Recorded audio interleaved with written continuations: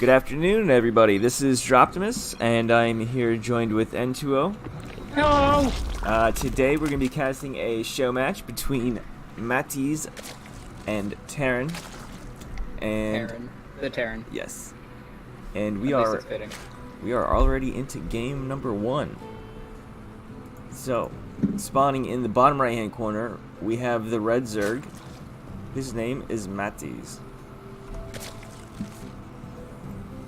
And in the top left-hand corner as our blue TerraN, despite the fact that he's from Team Black Knight. It's gonna bother me. It is TerraN. He used to be black. Actually, hold on. If I hold V and then I use the team colors, my team colors are usually dark gray for me. So there we go. Now that's fitting for me. I wish they had a black, though. That would be cool. The dark gray is good enough. Yeah. It generally looks black enough to work out. Okay. Oh, right. We're supposed to cast. Oh, jeez. Okay, I'm remembering. Okay. Well, okay. Nothing too spicy has happened so far, so we didn't miss much, actually. It's just the hatch pool gas and then Reaper expand. Never mind. We're good. Yeah, pretty standard stuff so far. For some reason, I thought we missed something. I forgot that we were kind of late to the introductions, so I saw the gas go down for TerraN, and I was like, whoa!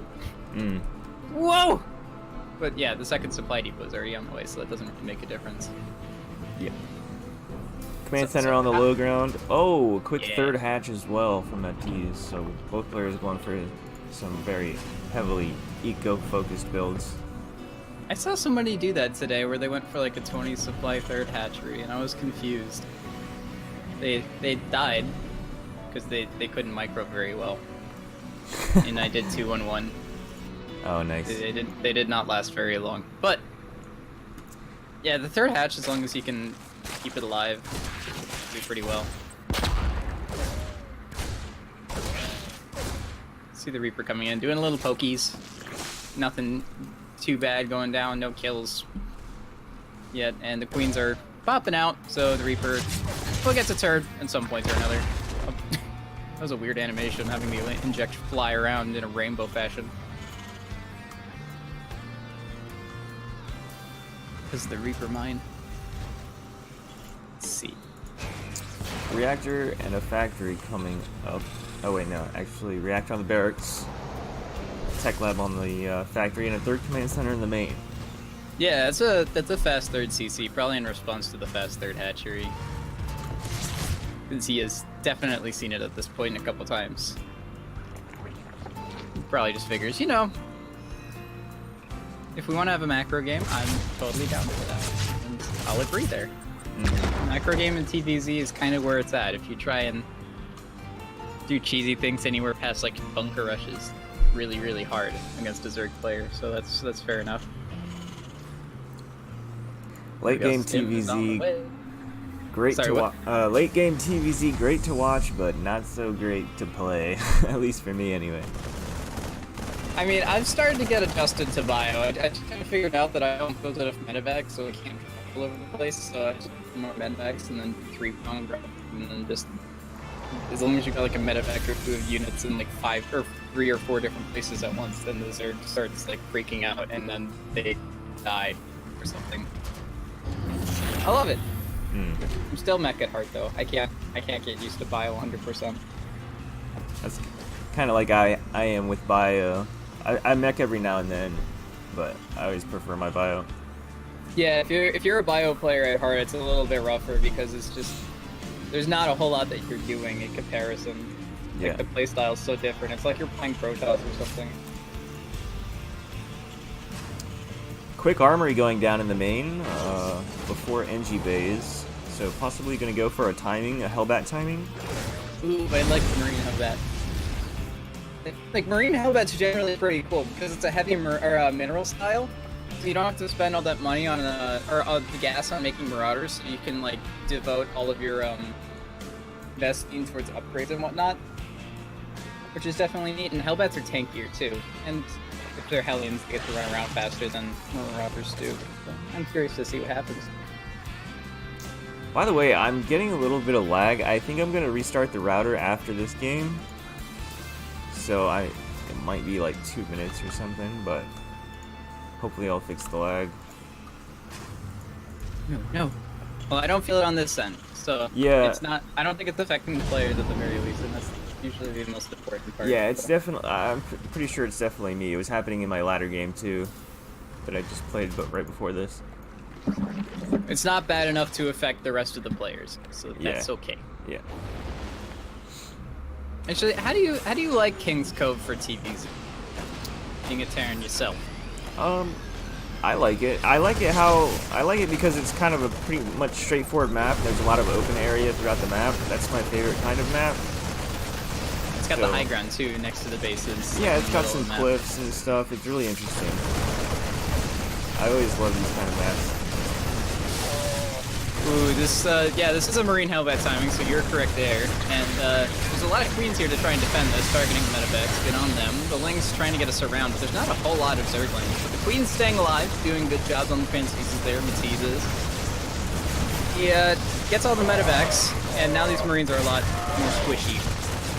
He does lose like 3 or so queens in the end, but the fact is, he kept most of the drones alive, and the third base survived. Yeah. So that was a really, really good hold for Matiz. Yeah, it was.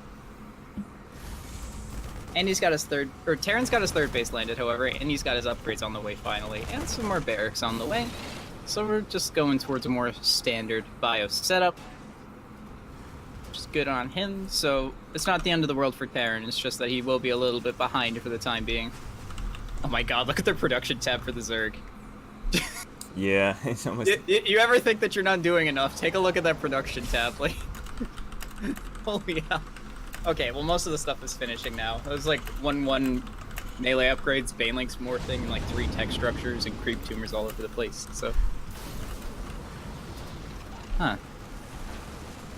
The creep tumors show up as 2 different things on the WCS overlay. I guess it's like if the queens make a new one compared to like one that's spread from another creep tumor, I guess they're different or something. Blizzard! Blizzard! Fix the game. Game breaking. Do the creep tumors have eyes? Have I never seen this? Like the little 3 dots on like the spread ones? They like open up every once in a while. What the hell? Oh, I don't know. I think I just learned something. Oh my god. Oh, nice pickup there. Yeah, that was a hot pickup. It actually keeps all of the units alive that were...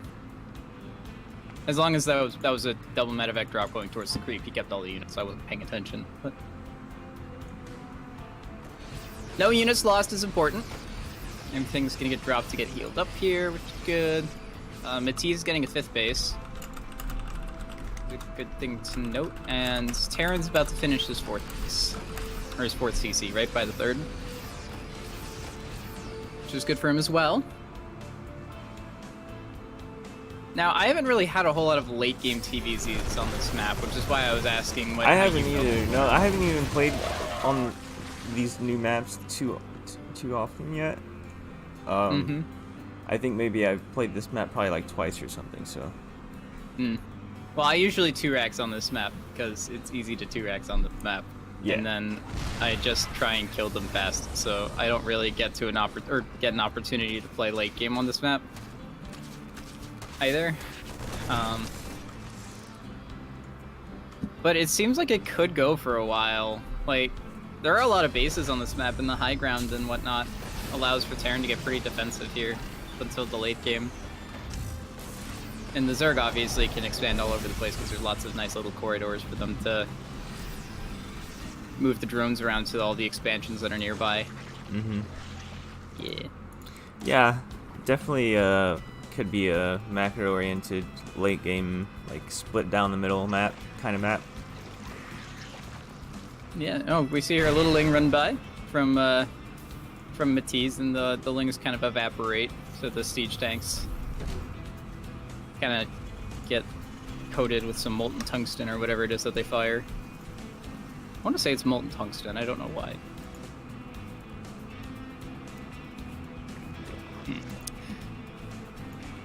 Well,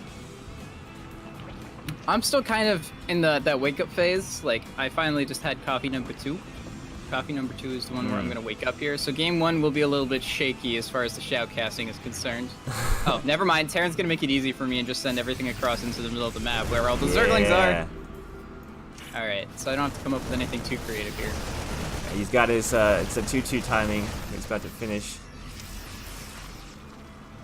Yeah, he's just cleaning up that creep. There is a counterattack, by the way, from Matiz up by the 3rd base, but TerraN does a decent job, yeah, cleaning everything up. Everything kind of traded 1 for 1. The Widowmines were just kind of chilling there, being a pseudo-wall for whatever reason. But, oh my god, that's another lane run by. Yeah. Does he have That's units? a bigger one. Enough units? I don't think so. If he gets some good mine shots, maybe. The planetary there, he's actually not going to take any damage, really. No, he didn't. But Matiz was actually paying attention to the counterattack, which is good because there were 3 Widowmines with drilling claws there. If he had not paid attention for like 3 more seconds, like half those Zerglings would have just died for free. Yeah. And we do see here in the center of the map, though, Matiz has a ton of Broodlords. It's like, what, 7, 8 Broodlords or something like that. It's a fair number. So these Widowmines are definitely a lot less useful than they were beforehand. Wow. Yeah, these are really early Broodlords. Yeah, Like I didn't even notice them at first. Yeah, because I wasn't expecting it. See here, good micro with the Widowmines, making sure that the Broodlings don't cause any explosions on top of the Marines. That'd be sad.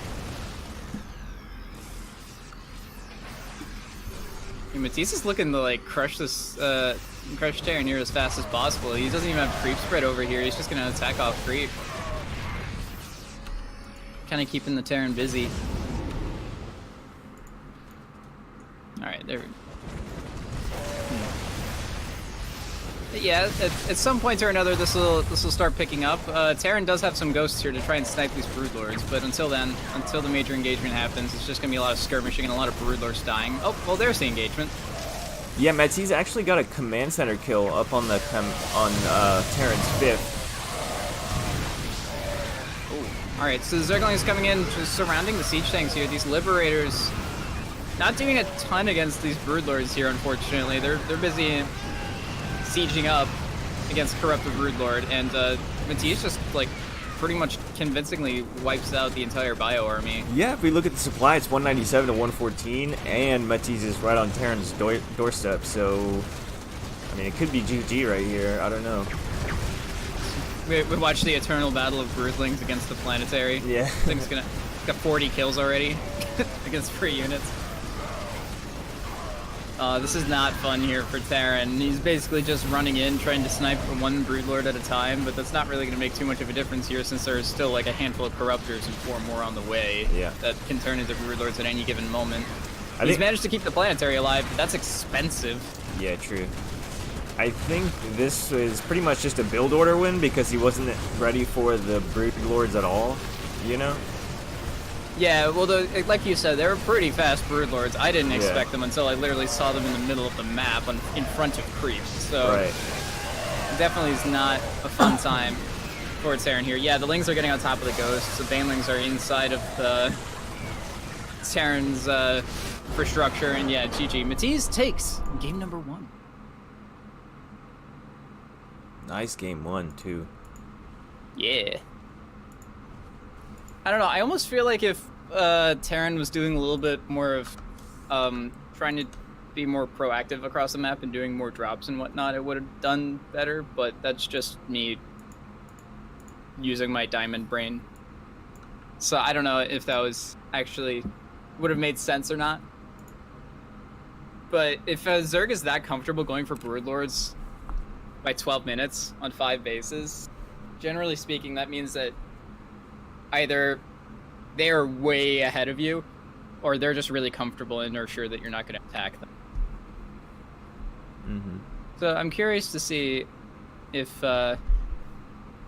maybe there's a map with better airspace or something like that, or a smaller map that TerraN might want to pick here. Yeah, to try and capitalize on that. Be good. Like Year Zero is a good example. I definitely wouldn't mind seeing a cheese or something. That too, yeah.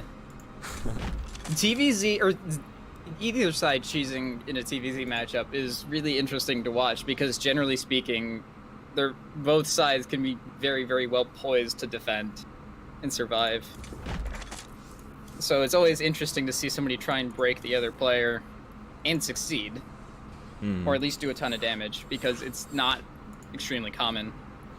Going to Cyber Forest.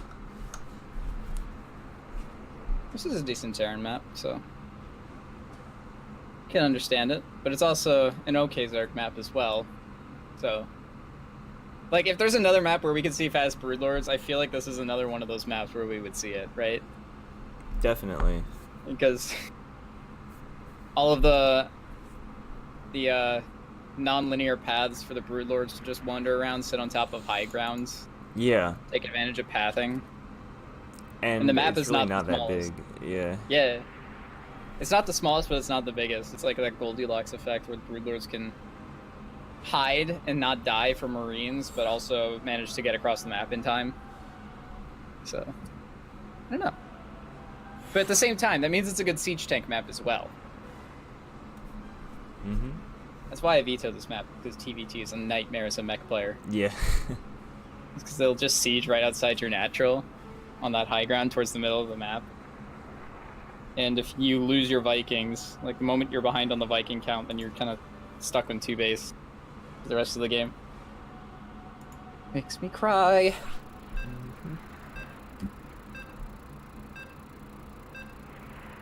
I feel like TerraN has another name or something like that. It's weird just saying TerraN over and over again. I gotta. What was he in the Discord here? Is it Alexander? Is that him? Who? TerraN. Oh, yeah. Because Alexander or something? Okay. Yeah, Enki Alexander.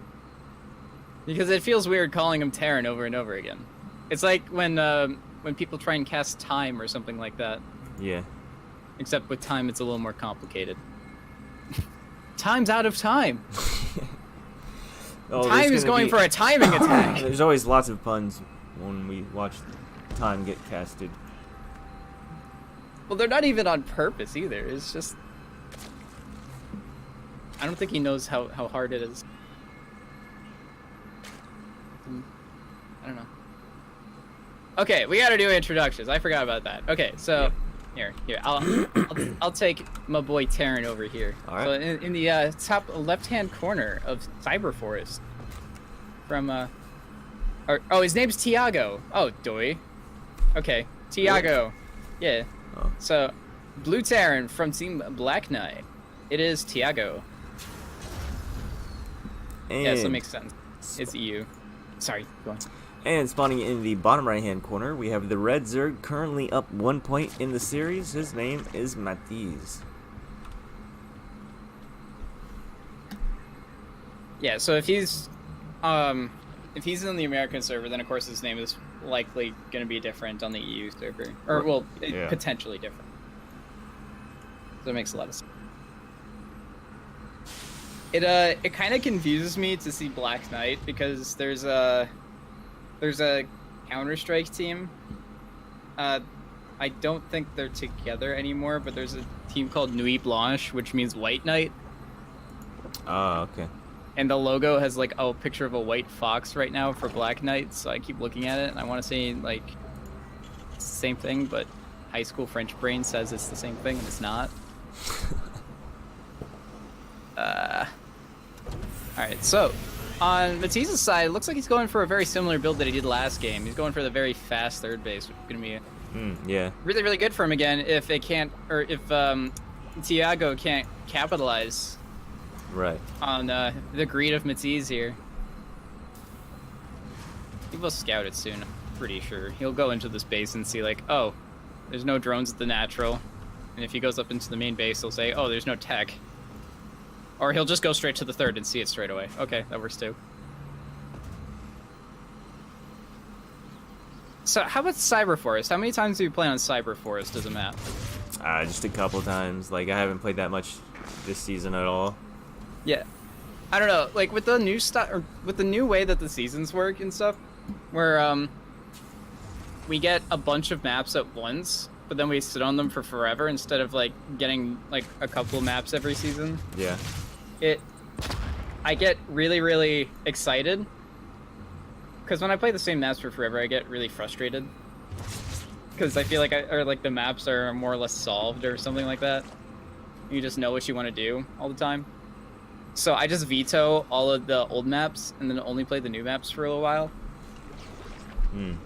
Because there's only 3 old maps, so you just use all 3 vetoes on the old maps, and then you get to play all the new maps. So I played a ton of the new ones. And Cyberforce is the only one I veto. I usually don't veto any maps, but it's just because I like diversity. I mean, I just like to try and adapt to whatever, even if it's like, something weird. The problem with that, at least for me, is if I want to play the most maps possible, then sometimes the most popular maps, if you don't veto them, you'll just play on them all the time. So I try and avoid that. Yeah. Nowadays. Yeah, that's a good point. So we see another Hellbat style timing coming out here for TerraN. This is actually a lot faster than the last one. This actually... Can it do something? Yeah, there's only 3 queens here at this ramp. And there aren't any lings or anything like that coming across the map. No Banes. No banelings. The Roche Warren just finished, and oh, Matiz is building a Nidus network. This is an interesting...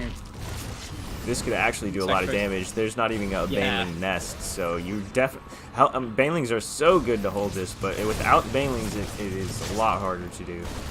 Yeah, he needs these roaches to pop straight away, and there's only like 1 that's about to pop in the main base, and only 3 at the natural. The rest are over coming all the way from the 3rd base here. The queen's targeting the medevac, so it's a decent snipe for those queens of Matiz, and it looks like he will eventually clean this up, but that was a lot of mining time that's been wasted, and the Nidus network has been scouted, so the elements of surprise is kind of gone at this point.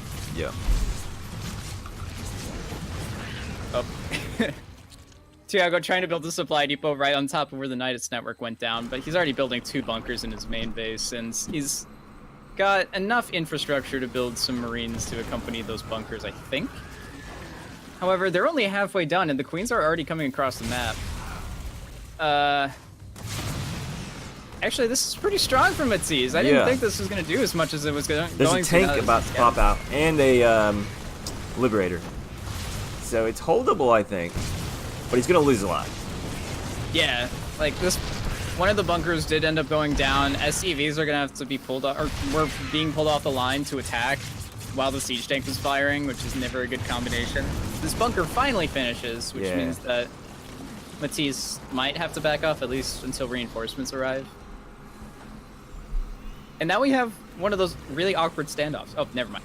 He's just... Goodbye. That one creep tumor, though. Oh, he's gonna die to splash, I think. Oh. Never mind. And Matiz just says hello again. Yeah. Surprise! Goodbye!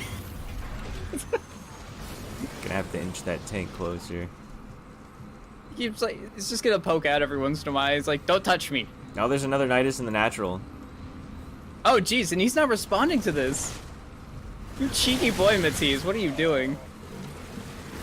Okay, never mind. It is being responded to. The SCVs just weren't being pulled off the line to do anything like defend it or whatnot. But now that there's 2 Nidus networks, he could kind of force Tiago to play whack-a-mole here, which is not going to be fun. Because now there are 2 points of attack here for Matiz. They're really, like, awkwardly close. And, meanwhile, Matiz is getting an infestation pit, double Evo. He's droning up on his 3rd base, so he's in a pretty healthy position while Tiago's struggling to clean up everything that's in his natural. He is building a 3rd command center, but that's not quite ideal. Oh, there we go. One Nidus network does go down. Yeah, the first one's still there, and he's starting to spread creep in TerraN's base. I love watching Nidus, or like the Nidus network plans where you just put creep tumors in their base. Yeah. When I used to be Zerg, I used to love spinecrawler rushes, so when I do my 2-base Roach Nidus all-in style attacks and whatnot, I would also throw like some spinecrawlers with the creep tumors. Because They didn't finish very often, but when they did, it was very, very embarrassing for the TerraN to try and clean up spine crawlers in their base. Yeah. I've been there several times. Yeah, you've been on the opposite end of that. That's no fun. Alright, well, the last Nidus network does go down. So Tiago can now be a little more comfortable in expanding. A little. The network itself is still up, but for now, we're okay. Yep, and wow, Matiz is way ahead on workers, 45 to 27. Yeah, he's been droning pretty much this entire time that attack was going down. Yeah. And he's got a hive on the way again, so we could see fast broodlords if he was so inclined. Although there's no spire on the way, so he could just go for ultralisks. Oh, that would work fine as well. And yeah, Tiago would have to kind of pull something pretty impressive here, I feel like, if everything goes as it is right now. Like, maybe Matiz has some kind of blunder of some kind, or maybe this drop in the third base that Tiago's doing can do some major damage, but the drone's already pulled away. I don't know if very much is going to get done here, especially since it's the only drop that Matiz has to worry about. Well, he has found a nice spot in the minerals, and there's only one queen here. Okay, another oh, wait, one's joining he doesn't actually have any army to defend, yeah. All the links are across the map. Alright. So, more things like that over the course of this game, and if Tiago can expand without taking very much damage at all, then he definitely could come back into this. But, yeah, those are a couple big ifs. Yeah, TerraN's actually moving out, and he does have quite a big army compared to Matiz. He's almost double the army supply. Big bling run by gets into the natural though. Oh no. Well, there is still a tank siege up in the main base for now, and there is still a bunker at the natural. But yeah, these workers getting targeted down, that's never a fun time. Oh boy. And Tiago's actually conflicted. All right, he's gonna send most of the army at the Zerg, and given the fact that there was not a whole lot of army for Matiz defending that drop, that probably encourages Tiago to go and push right now. Really maybe nice Matiz spot. got too greedy. Oh yes, that tank spot's so juicy. Yeah. It's gonna be so irritating to try and get rid of this army now, just because of that siege tank. We see now the Bling's coming in, getting decent surrounds. Banelings exploding on that front siege tank, not exactly ideal, but the reinforcements are coming in for Tiago. Now that the Elements of Surprise is gone, and now that Matiz has been able to do a round or two of Lings, I don't know if this is going to do nearly as much damage. We see here the Lings coming by the tank line, and there's only a handful of Marines here and one medevac without any energy to try and heal these guys up. So yeah, Matiz does eventually roll this over. And now Tiago's on the back foot again, and he does not have nearly as much of an economy to pump out units to try and defend this. Oh boy. Goodbye, mules. Oh man, a Won't bunch be of missed. fresh mules. Yeah, delicious. Organic, or not organic? They're robots. They're not very organic. And yeah, Tiago had to lift his third base as well. Not to mention that all the workers died at the third base, along with the mules. So, yeah, I think Matiz just has to keep building up his army here. He's got a couple of Ultralisks on the way. His Spire is starting up. Things are looking pretty good in Zerg Town here. It's only a matter of time. I don't know, what do you think Tiago could do here? Anything spicy that you think is potential? Or that he has potential for? Max out and get 2-2. Well, Just 1-1 is 2/3 of the way done, or like 3/4 of the way done, so that's possible. However, max out is 120 supply away. yeah, but I mean, I would say he needs to just turtle because he's behind. Yeah. So he needs I suppose, yeah, just trying to build a giant army and just whacking him as fast as possible is pretty much the best idea, yeah. big bonk. Yeah, well, he's gonna get bonked in a pretty big way too, like in a matter of seconds here. Like, there's 4 Ultralisks chitinous plating. Oh they're yeah, gonna they have the got speed buffed upgrade. too recently. Yeah. They're speedy. Faster They're off speedy boys. Yeah. Yeah. And plus 2, Carapace is about to finish as well. What about Adrenal? Does he have Adrenal yet? Yeah, he has Adrenal, so we got the Cracklings. And yeah, Matiz can't actually push into this, so that's good on Tiago with his macro, making sure that and re-splitting all the Marines here, so he'll survive for the time being at least. But once these Broodlords kick in, because it's the Greater Spires, a third of the way done, this is definitely gonna get tested. I honestly thought Tiago was gonna die sooner than this, so it's really good on him that he's not dead yet, but I don't know. Now we have a little bit of an armistice going on. What the hell? The Ultras have an animation for the speed upgrade?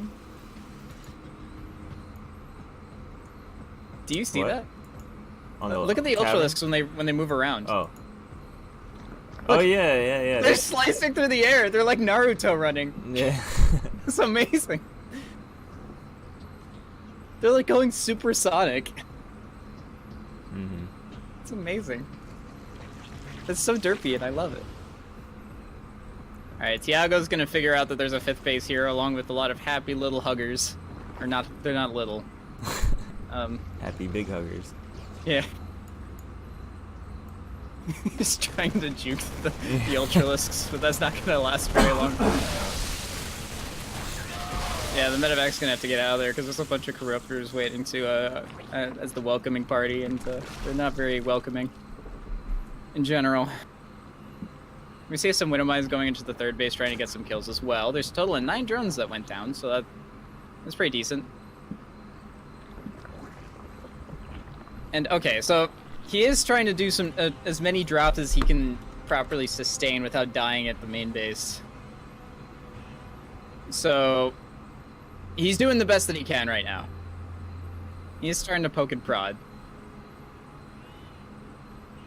But the Broodlords are done.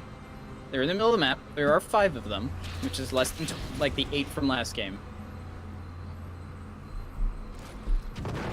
Oh, Tiago's actually getting some damage done here at this 5th base. He does get an extra 3 drones here, and the Marines are going to get away. And as well as the medevac to be annoying another day.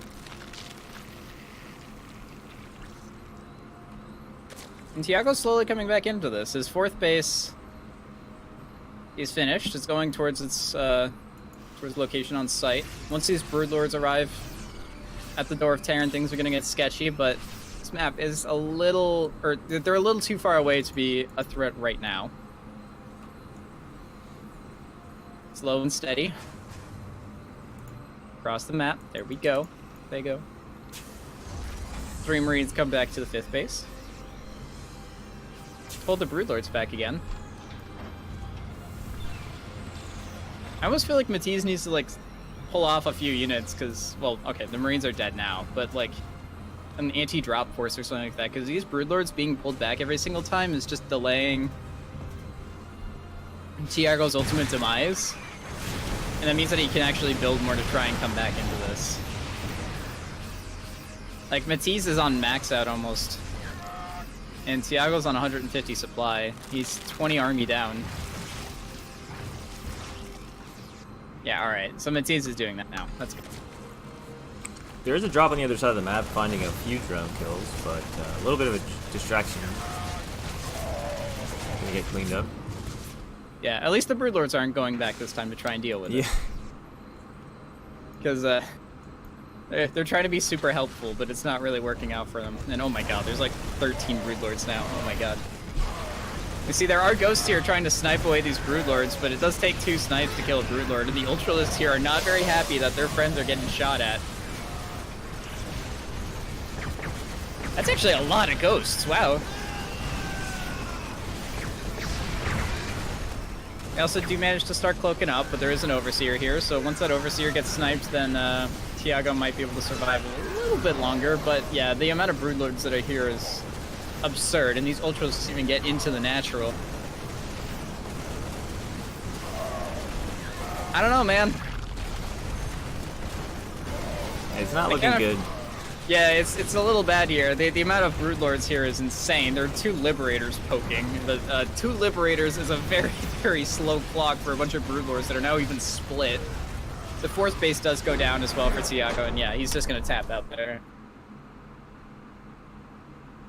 GG! GG. Matiz takes it 2-0. I think Tiago's pretty fun. Yeah, for sure. It's much better than TerraN.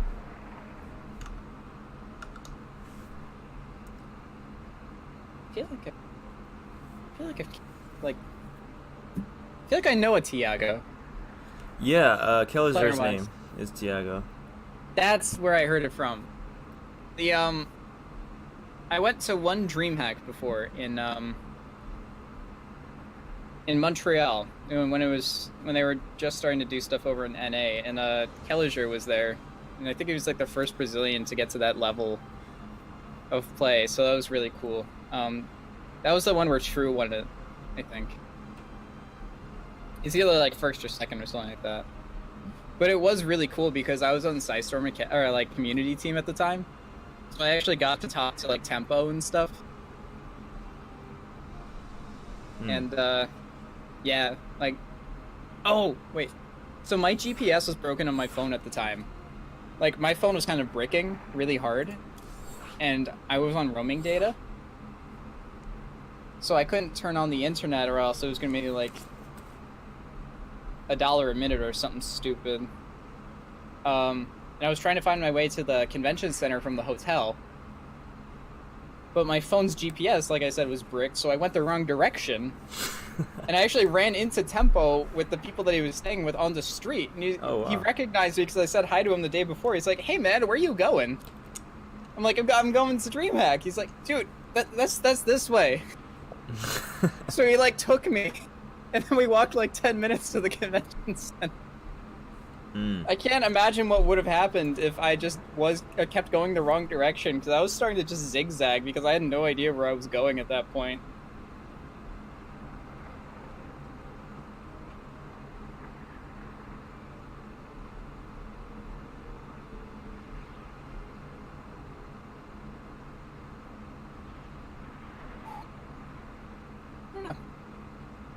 Matiz had 150 workers created over the course of that game. And Tiago had 108. TerraN built 108 workers that game. Wow. That's a lot for a TerraN. I don't think I've ever made over 100 workers. I think my average is like 41 or something for the season. Your games don't take very long, then, I'm assuming. No. Yeah, you try and end them quickly. Yep. I don't know. My average depends significantly on what matchup there is. My chance of winning slowly deteriorates with every second that the game goes on. Because I'm just terrible in late game. I'm really good at the early game, but terrible in late game. Yeah, my late game is generally pretty mediocre as well, which is kind of probably why I started playing mech, is just because they're innately better at late game with their units and whatnot. And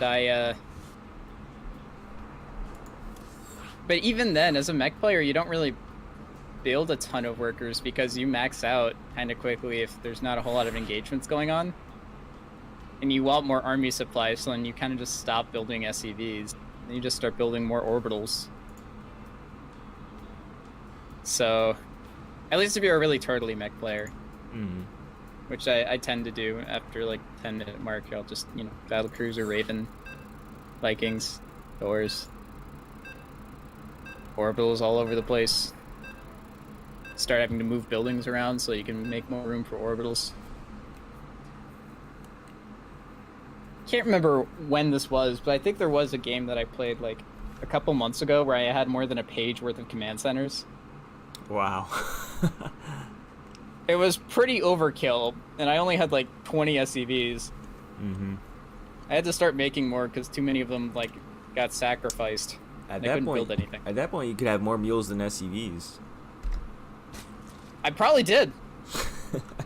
I did the thing where you put mules on the opponent's mineral lines to try and mine them out and stuff. Alrighty. Oddly second. Alright, so spawning in the bottom right hand corner, we have the red Zerg from Alpha X, currently up 2 points in this series. His name is Matiz. And spawning in the top left-hand corner, yeah, he's doing all right for himself so far. He's just kind of crumbled under the face of the Broodlords. Don't we all, TerraNs? It feels pretty bad, man. He's blue. He's from Black Knight. He is Tiago.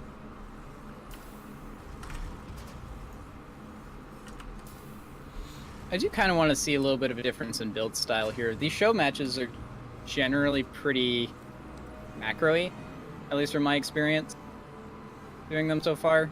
I haven't done a ton to say like that I can take the statistics and make some proper numbers out of them, but generally speaking, the stuff that I've seen has been more or less just bread and butter. Do your macro build. Yep. And then we'll clash in the middle of the map. Although I think Matiz did try and do something a little bit different last time, because there was a Nidus network involved, and that was like, I think that was before the Hellbat timing, and there was a bit of an aggressive Hellbat timing, Tiago. So maybe we'll see something again. I don't know. I want to see some spice though. I'm definitely a fan of some spicy build orders. I need a ghost pepper. I need root cats up in here from Matiz. I want to see it. I believe in him. Or maybe some rough builds out of Tiago, you know? Like mass reapers with 1/1 upgrades or something like that.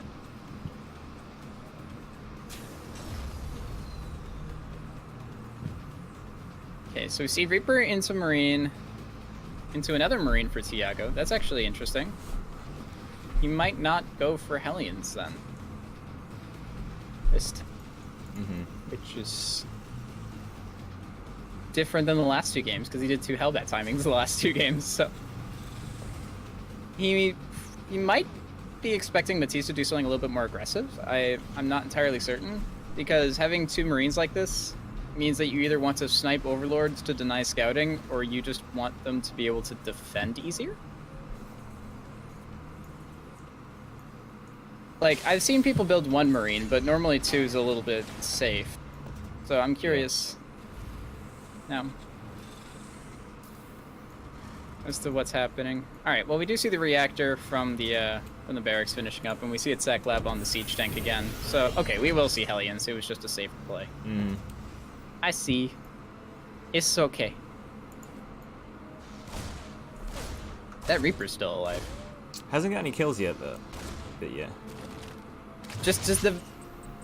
Generally speaking, with a Reaper, you never want to rely on it getting any kills. It is there for scouting information and denying creep spread. And the longer that it stays alive and is actually poking in to see what's up, then the better it's doing, even if it's not killing anything at all. Because you get to see the scouting information, like how many queens do they have that are attacking that Reaper, you know? What's the timing of that 3rd base? How many drones are on that 3rd base? And then eventually you can sacrifice it by just like suicide running it into the main base to see what their tech is or something like that. Yeah. Or it's even a tank here for these 2 Hellions. Wait, what?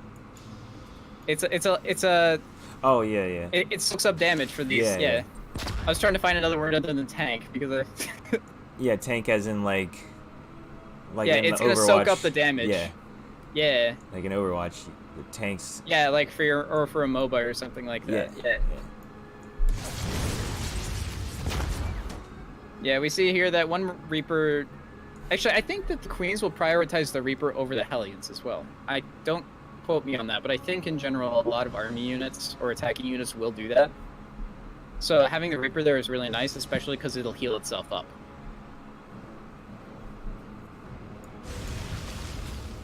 Alright, so we see actually Matiz coming in with Ling Roach aggressive push here. It's actually a little scary. But Tiago does have a fair amount of Marines and Hellions here. The Lings get a little bit past that choke point that was set up with a mini wall here from Tiago, but these Hellions do actually got a good lineup on these Roaches, and believe it or not, if they're not getting targeted down, Hellions do pretty well against a lot of basic units. Yeah. As long as they survive and they last long enough. So there are still a lot of roaches here, Yeah, but this there bunker's really are. finally done. I don't know. And he's still got his TVs to repair it.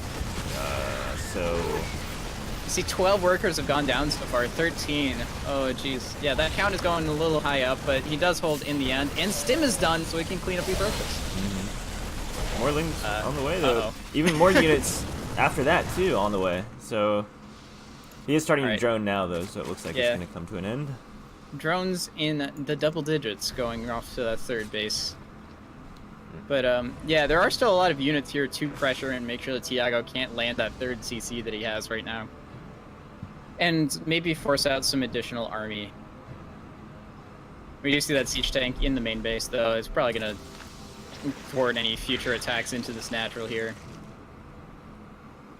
So it's good on Tiago to hold that off. We do see that the worker count is off by about 10, but the triple orbital is a really strong setup, and that the layer hasn't even, or is only like a quarter of the way done. So I think that over time here, Tiago will eventually even things out, provided that he doesn't have any major damage on his economy in the near future. I do see him lifting off that third orbital going towards the third base. It's not the pocket third, though. I always find it interesting on maps like Port Alexander and Kairos, because there are Terrans that'll go to either expansion, or even Zerg. Some Zergs will expand to the pocket base on this map report. And some Terrans will expand in a straight line like this. I actually do this as well as it, but I don't typically. I like the where you make like a little triangle with your bases. yeah, having the pocket third helps, especially as a bio player, because it means that you can medevac drop or like siege up on the high ground, and you can ferry units a lot faster towards the third base to defend it. As a Zerg, you don't want to take the pocket third because, on the contrary, against a Terran or a Protoss, they can drop your third base and then run to the main base immediately. Yep. So, but a Terran expanding in a straight line negates a lot of that. Now, again, I like the straight line third base.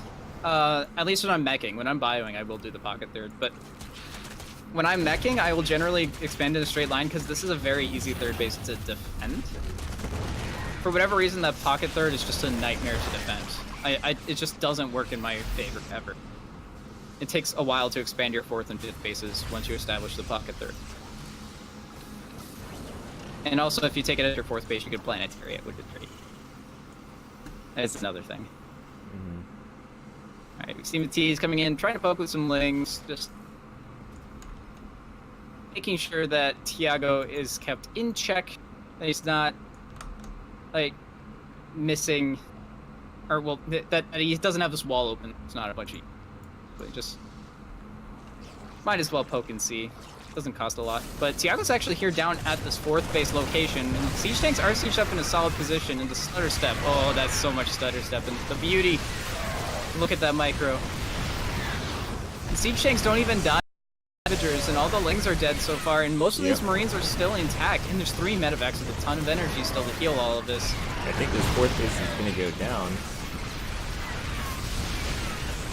Now, all the siege tanks do end up getting cleaned up, but yeah, at the very least, yeah, this fourth base will end up going down.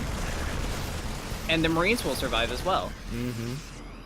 So that was very, very good from Tiago so far. Why are all the drones still there? No, no, no, no, no, no, no. No, Matiz. How are you alive? They're like evil Knievils or something like that. They stare at the face of death, laugh at it, and go closer. Alright. Tiago's trying to snipe one of these Evo chambers, which was good on him. Unfortunately, it's the one Evo chamber that wasn't researching anything yet. Yeah, if he had gotten that upgrade, it would have been really bad for Matiz. Because it's almost done. He does snipe one Evo, though, which means that he will have to rebuild it. And he is. But actually, Matiz, I didn't realize this. He's already got his hive done. Adrenal's halfway done. The Ultra Cavern just popped. Oh, wow. Yep. So, it's really good that Tiago got that fourth base, because if he didn't, then Matiz would just be able to pump out a ton of hive units, and Like, I would imagine that Tiago would just get overwhelmed. And that's still entirely possible if Tiago doesn't do something soon. Be that teching up, or attacking straight away, something like that.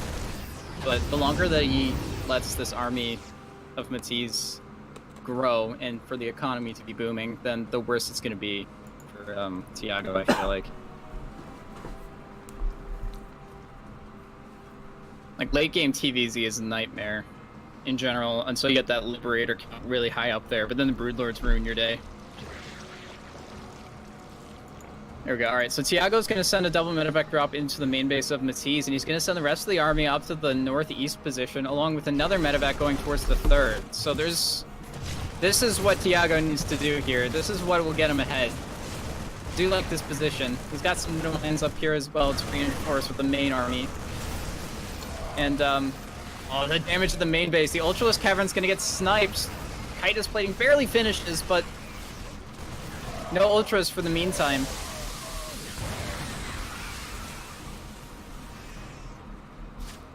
Main base, or the main forces of Tiago are forced to go back, and the extra medevac that was trying to drop by the natural or whatnot, I don't know what happened to it, but it's not there anymore. So I imagine some very nice things happened to those Marines. Was that a Spire going down? Yeah, the Spire just finished. The Ultros Cavern's being rebuilt, and I imagine this is going to turn into a Greater Spire in a second here. Probably, yeah. Yep, there we go. Num num num. Gets cannibalized, turned into something greater. It's getting into horns. Alright, so we see a bunch of Widow Mines here, actually, for Tiago here. And he's about to snipe one of the Ultralisks before the engagement even really goes down. This is so much bio here, and a decent Marauder count as well for Tiago. The Ling's getting on top of the Marines, but the Widow might shoot most of the Marines. Yeah, alright. But that's not enough. Tiago takes game 3. Got some points on the board now. Mm-hmm. There we go.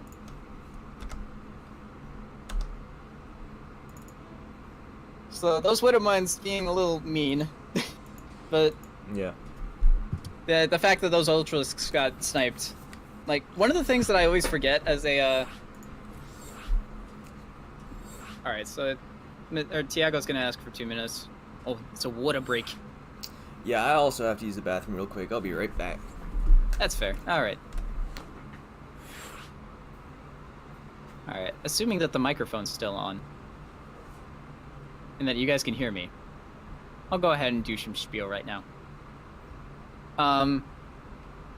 Ultralisks are expensive. I always forget that, because I haven't played Zerg in a while, but it's pretty difficult to actually keep your Ultralisks alive, because their pathing is really bad sometimes. Oh, Matiz literally just got GM.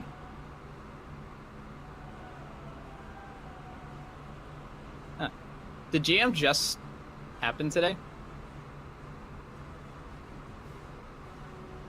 Did it just refresh something?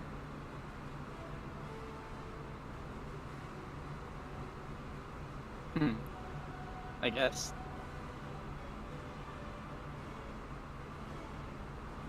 What was it? Oh, okay. I'll just wait till Droptimus shows up. I don't even have the stream open yet. How are we all doing, guys? I should really be there right now. I'm not here to say hi to all you guys.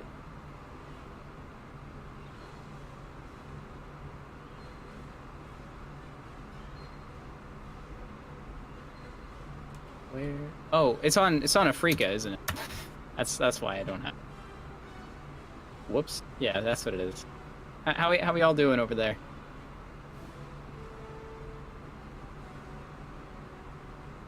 I'll see the responses as I get onto Afrika, but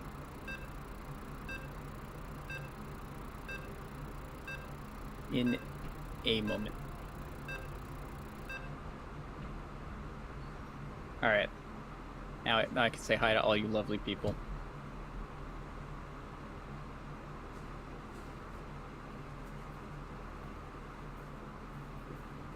Oh no, the game started. Oh, you're here. Yes, Okay, I'm good. back. The timing is incredible. All right, so spawning in the top right, we have the red Zerg. His name is Matiz. And spawning in the top left side of year 0 as our blue TerraN player, finally getting some points on the board in game 3. Let's see if we can put some more up there. From Black Knight, it is Tiago. I was gonna say TerraN again.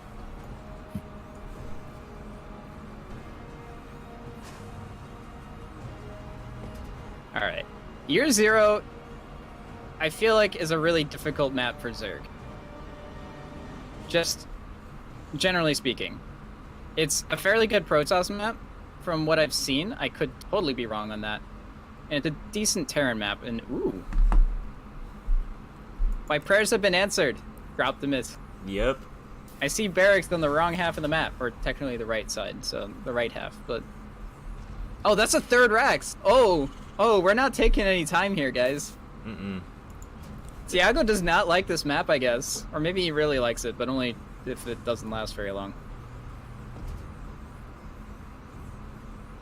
Alright, I actually don't 3-Rax, like, ever, so this is good to see, like, what you're supposed to do in these situations, because...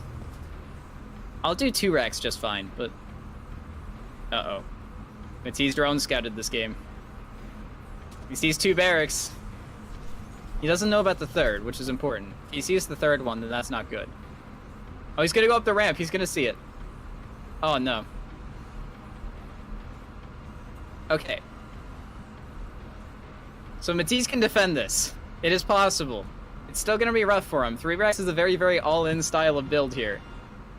There is actually an orbital on the other side, or on Tiago's side of the map, and it is possible that when he finishes the supply depot that he does have a macro plan behind this, but generally speaking, 3-Rax is a very, very heavy investment.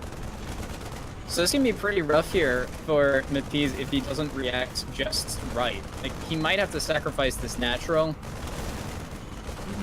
He does have some Zerglings here to try and deal some damage to these Marines, but the bunker's almost finished here. There we go. Matiz trying to get the surround. The Lings... Oh, actually just going straight past. He's gonna try and answer in... or attack Tiago's main base, I guess. Alright. So he's gonna sack this natural. And he's already got some roaches on the way, so it looks like he's gonna try and do some follow-up Ravager Rush. Which is a very solid answer to this. Yeah. Ravagers are one of the best ways of popping bunkers, like pimples, basically. But and it's a decent answer to Marines, and the gases just went down for Tiago. And oh, these Zerglings actually attacking the supply depot. They're gonna get it down. That's never fun. Yeah, there are a couple Marines here. Yeah, but he's gonna lose a few SCVs for sure. that's always annoying. Yeah, a couple Zerglings are just so irritating to deal with, even if there's only like 1 or 2 of them. Yeah. So it's good that these Marines are here, because they will clean things up pretty easily. But if there weren't Marines here, then those Zerglings can survive for virtually forever, as long as you're microing correctly. And even if you don't deal a whole lot of damage with them, it just stops so much mining time just to deal with them. They're such a headache. Because they're so slippery. Alright, so 6 Marines do remain in the natural of Matiz, along with these bunkers here, so the contain is real. And Matiz has gotten a second gas in a layer, so I'm assuming that Nidus Network is the play of choice here. Generally speaking, that's one of the easiest ways to get rid of this contain style. It's also why he's only built 1 Ravagers, because he's devoting a lot of gas into this layer style. And that might be something Tiago would be able to read, because there's only 1 corrosive bile going onto those bunkers at a time.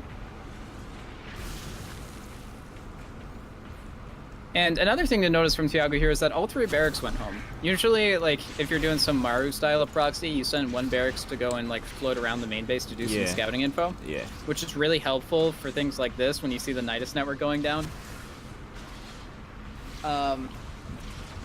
But that does mean that he will have more macro at home. And, oh, he actually sends all 3 back home to make a triple wall on the natural. So that's kind of creative. one way to go about things. And we do see a siege tank coming out for Tiago as well right now. But there is no stim on the way. There's no medevac on the way. There's a Viking instead, which is going to try and deal with this Overseer. This is still not going to be a fun hold here for Tiago. Like, even if he holds this off, because the Nidus Network can just keep popping up in random spots of the map, and it's going to take a while for his tech to go up. We see here the Nidus Network going down. There was no transfuse. The Siege Tank's even going to survive as well. Oh, wow, yeah. That's actually a great hold so far from Tiago. Good job. Yeah, nice. And we do see here Matiz back in his own natural, trying to take down these bunkers. Yeah. Finally gonna be able to get an expansion. Yeah, so that's good. Like mentioned before though, Tiago hasn't even started Stim. Doesn't have tech labs or reactors at all at home. So I'm curious to see how his transitioning plan is here. Because this is not going to be an easy transition. Like, 3 racks is a heavy investment. So, like, it's nice that he has extra barracks, because that means he doesn't really need reactors on his barracks right now, but he still will need a tech lab if he wants to research any Marines. Yeah. I don't know, do you 2 racks much? Do you... Oh, no, not like the proxy 2 racks. I don't proxy No? very often, no. No. I do once a blue moon. I am a bit of a 2x connoisseur myself. I don't really do it now that the battlecruiser isn't as good anymore. Yeah. I used to do it all the time. Like I had a really, I mean, I'm not gonna call it a good build, but I had a spicy build. That was 2 racks proxy, and then I'd get a gas like the moment that the bunkers were going up, and then I'd try and get either Hellions and a siege or a siege tank, and then pump out battlecruisers as fast as possible. Without weapon refit, it doesn't work nearly as well as it used to, but so I don't really do that anymore. I just go bio afterwards. But T-Rex is still a pretty powerful build if you figure out how to bunker rush correctly. And honestly, it helps you learn how to multitask at home. I hate to say that she's helped me get a little bit better, but I would say it kind of did. Yeah. And you make Zergs miserable too, so if you like enjoying Zerg tiers, or if you like Zerg tiers, then it definitely makes them a little bit angry, so... Or it tends to. Okay, so we do see the barracks in the main base again for Tiago, but he does have the stim pack researching on his natural ramp, which is a very exposed location. I don't think it'll matter in this game, but sometimes that will get sniped off if, say, there's a Ravager push. And that would definitely put Tiago behind tech-wise. But he is getting some Banshees here. And this will be great for map control. Like, Matiz is going to be behind on tech because he committed really hard to this Nidus push, and he had 1 base. So he's going to be focusing mostly on droning and building some infrastructure. And his Spore Crawlers are going down now because I think he did spot one of the Banshees somewhere. But these Banshees still are going to be able to do a lot of creep spread denial at the very least, and they will definitely get some kills here. We see the first one coming in. 5 kills so far. 4 on drones. 5 on drones. And, yeah, he could at least do some damage to a Queen. Maybe attack this Creep Grimmer instead. Aha, so close. It'd be funny if that Viking actually landed and tracked down the Queen. Or the army. I didn't even notice this army. Yeah, big attack coming in from TerraN. Oops, I'm not paying attention. Alright, yeah, Tiago doing a decent amount of damage here with these Marines. He's, like, this third base is sacrificed, like, probably. There's not a whole lot that he can do to defend this, at least at the time being. He is waiting on the Lings to pop out, so he might actually try and defend this third base. But yeah, these siege tanks in a decent defensive position. That was a nice bile stack on that siege tank. There's no time for response there at all. But yeah, this third base is gonna end up getting taken down.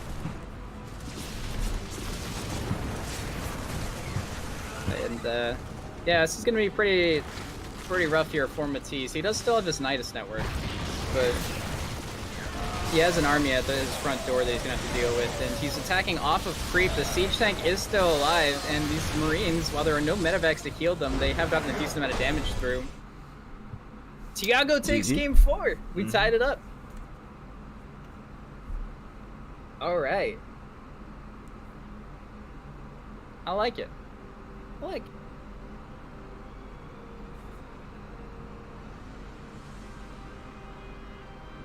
It's always good to see a little bit of unorthodox place coming in. Somebody doing their best Maru impression and just saying hello with buildings on the odd half of the map. And in defending the counterattack, and then eventually just coming through with a solid Marine tank push and some Banshees to boot. Just had a hair splinter in my arm. Do you know what those are? Nope. Never heard of that. I've never had one before. It's usually something that like barbers get or hairdressers.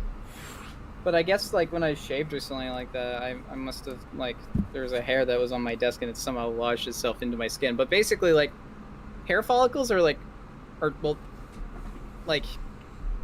tiny strands of cut hair.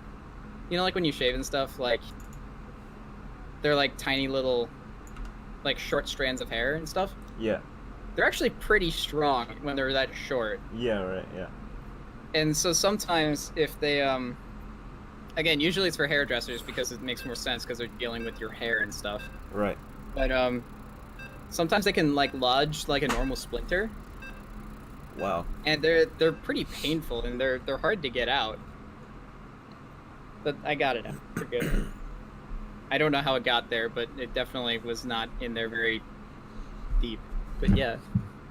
So there's your fun fact for today.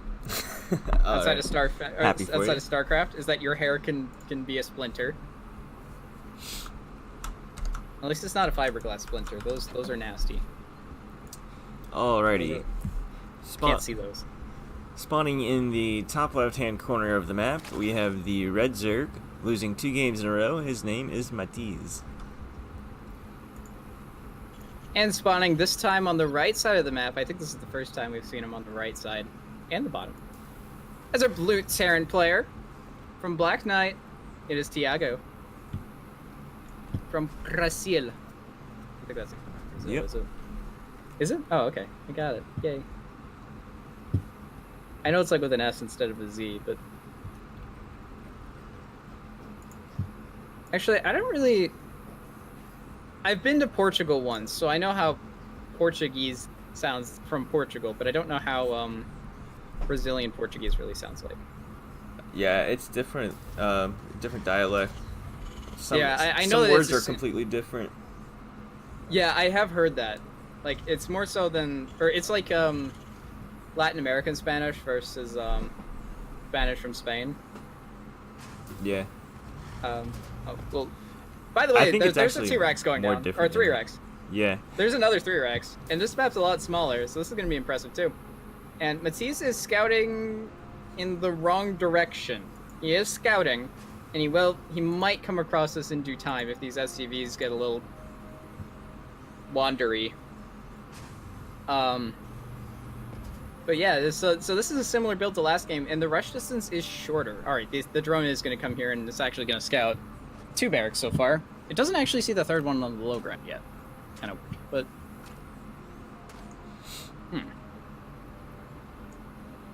all right, he will see the 3rd one. All right, so he knows that this is the same build as last time. And this time he's got a little bit of a different approach. He takes all the workers off of gas. He's not going to go for a roach style of defense. He's actually going to pull the drones here. I think that's the better way to go, honestly. Generally speaking, it does catch more things off guard because there are less Marines here to try and deal with these drones. Yeah. He actually almost got a decent surround off. He's trying to take these workers off of the bunkers as well, and a couple Marines did die there. There is still one left, and there is one more reinforcing. But these drones doing a good job of getting on top of all of these, or of the low counter Marines here before it gets out of hand, and all the SCVs did die on the bunkers, and a spine crawler's even done. So that was a great defense here from Matiz. Yeah. That almost was really bad for him too, because on this map, you could see Tiago tried to do it, but you can wall off with 3 barracks at the natural ramp, and once it happens, you're kind of screwed. Mm-hmm. Alright, so really good hold from Matiz. Yeah. It's not over yet, though. He's still making Marines. Yeah, he's still trying to follow through with this, because he doesn't have anything at home to really defend, so he's got to keep trying to attack, at least for the time being, before Matiz gets too comfortable and decides to counterattack here. We see, though, with the spine crawler up front here, I don't think he's going to get a whole lot done. And another thing to note that isn't usually that big of a deal, but it is in a situation like this. Tiago didn't cancel the bunkers as a natural. They both died because he was busy stutter stepping. So that's 150 minerals that went down the drain that he could have otherwise. And when you have 20 workers, that does make a big difference.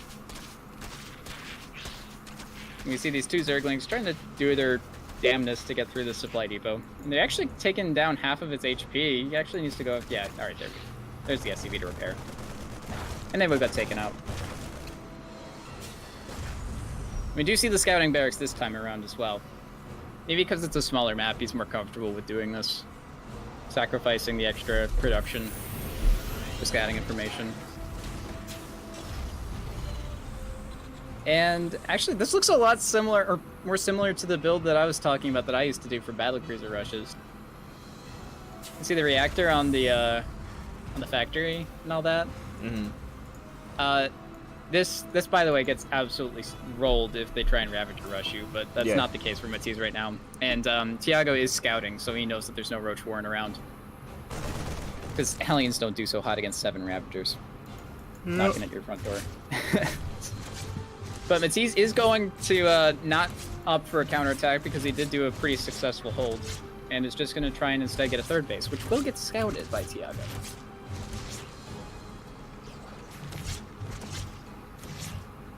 And Matiz does see that there is a tech lab on the starport as well, which is good, and he sees the 3rd command center going down.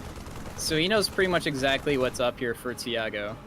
He even sees the reactor on the factory, so he even knows what unit comp is going to go down. He's got a lot of Zerglings here, actually. And Speed's about to finish. He's going to actually catch these Marines in the middle of the map. Oh no, that's actually really bad for Tiago. Yeah. That's almost 100% of his army just sitting out in the middle of the map trying to defend this scouting barracks. I don't know if that was worth it. No, definitely not. Oh no. Yeah, now he's on the back foot. He lost map control entirely. He's got some Hellions here to try and regain it later, but like he doesn't even have control of his natural base. Whoop.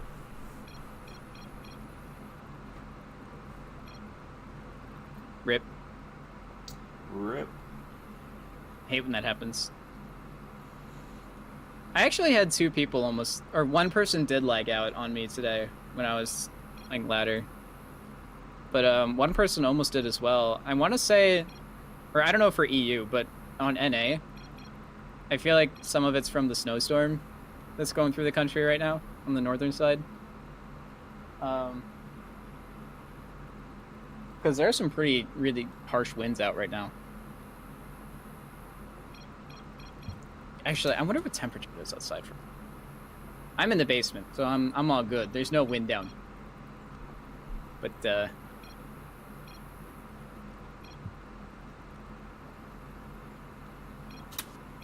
what's the temperature around where you're at right now? I actually don't know. I haven't been outside all day. So, for my zip code, it is currently 1 degree Fahrenheit. Let me see. Which is negative 17 Celsius for everybody else out there. And it's 18 degrees Fahrenheit. It's 30-kilometer winds, which is about 18 miles per hour. And there is a wind chill advisory as well, so that's like an extra 10 or 15 degrees knocked off for normal temp values for like your skin and whatnot. Wow. Yeah. Right now, if you're outside, out and about and stuff, it's recommended that you cover every part of your skin, or like with some clothing, or else you will get frostbite in 5 minutes or less, potentially. So yeah. I think they said it's like the coldest winter in several years, or something. I know it's getting like dangerously cold in America right now.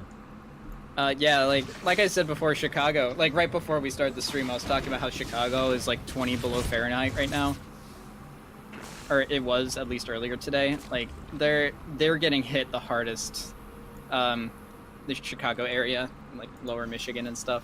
Mm-hmm. And geez, it is not fun to be them right now. Like that's not normal for that area. Like they get snow and it's pretty windy there, but this is something else entirely. Wait, Tiago has another scouting barracks. Where'd that come from? I guess he What? floated it from his base. I don't know. Oh, he's going mech! Yeah. Oh!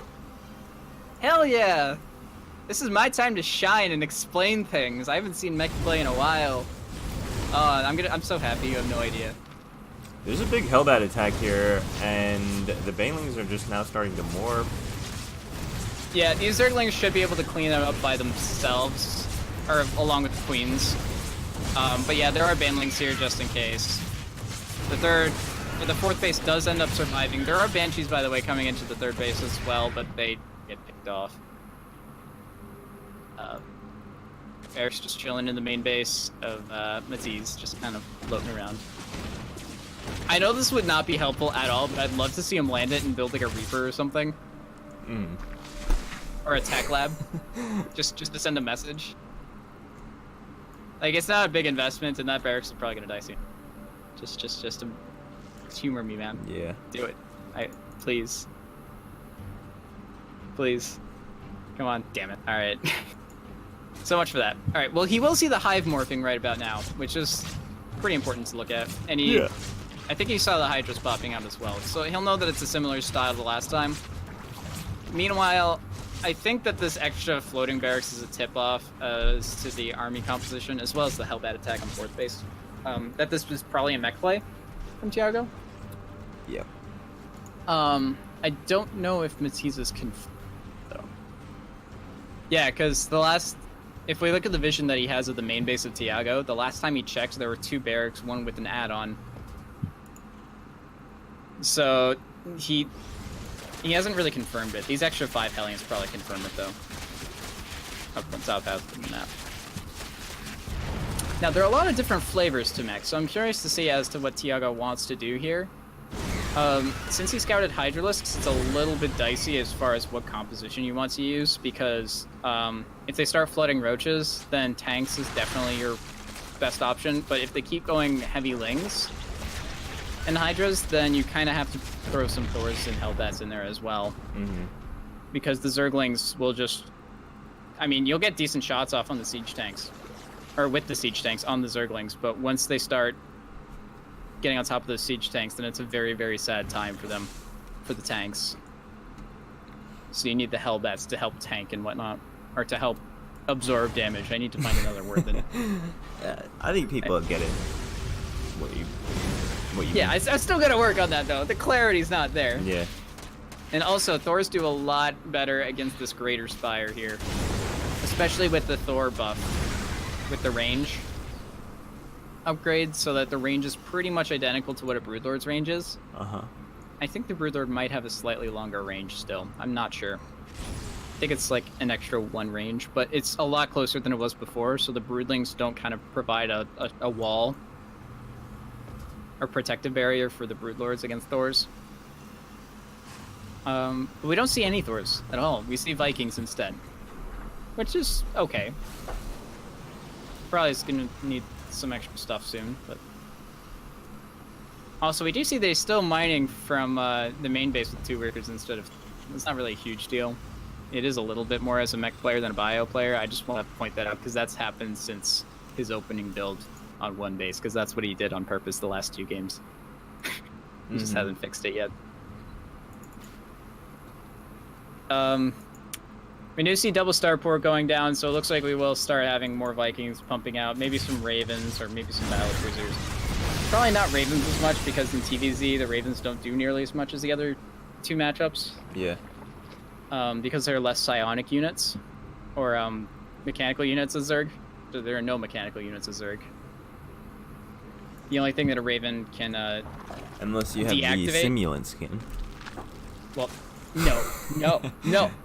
I do not like that skin. Really? I have many reasons for hating that skin, and all of them are gameplay related. But You're like the only person I know that doesn't like it. I don't like it because I get so confused.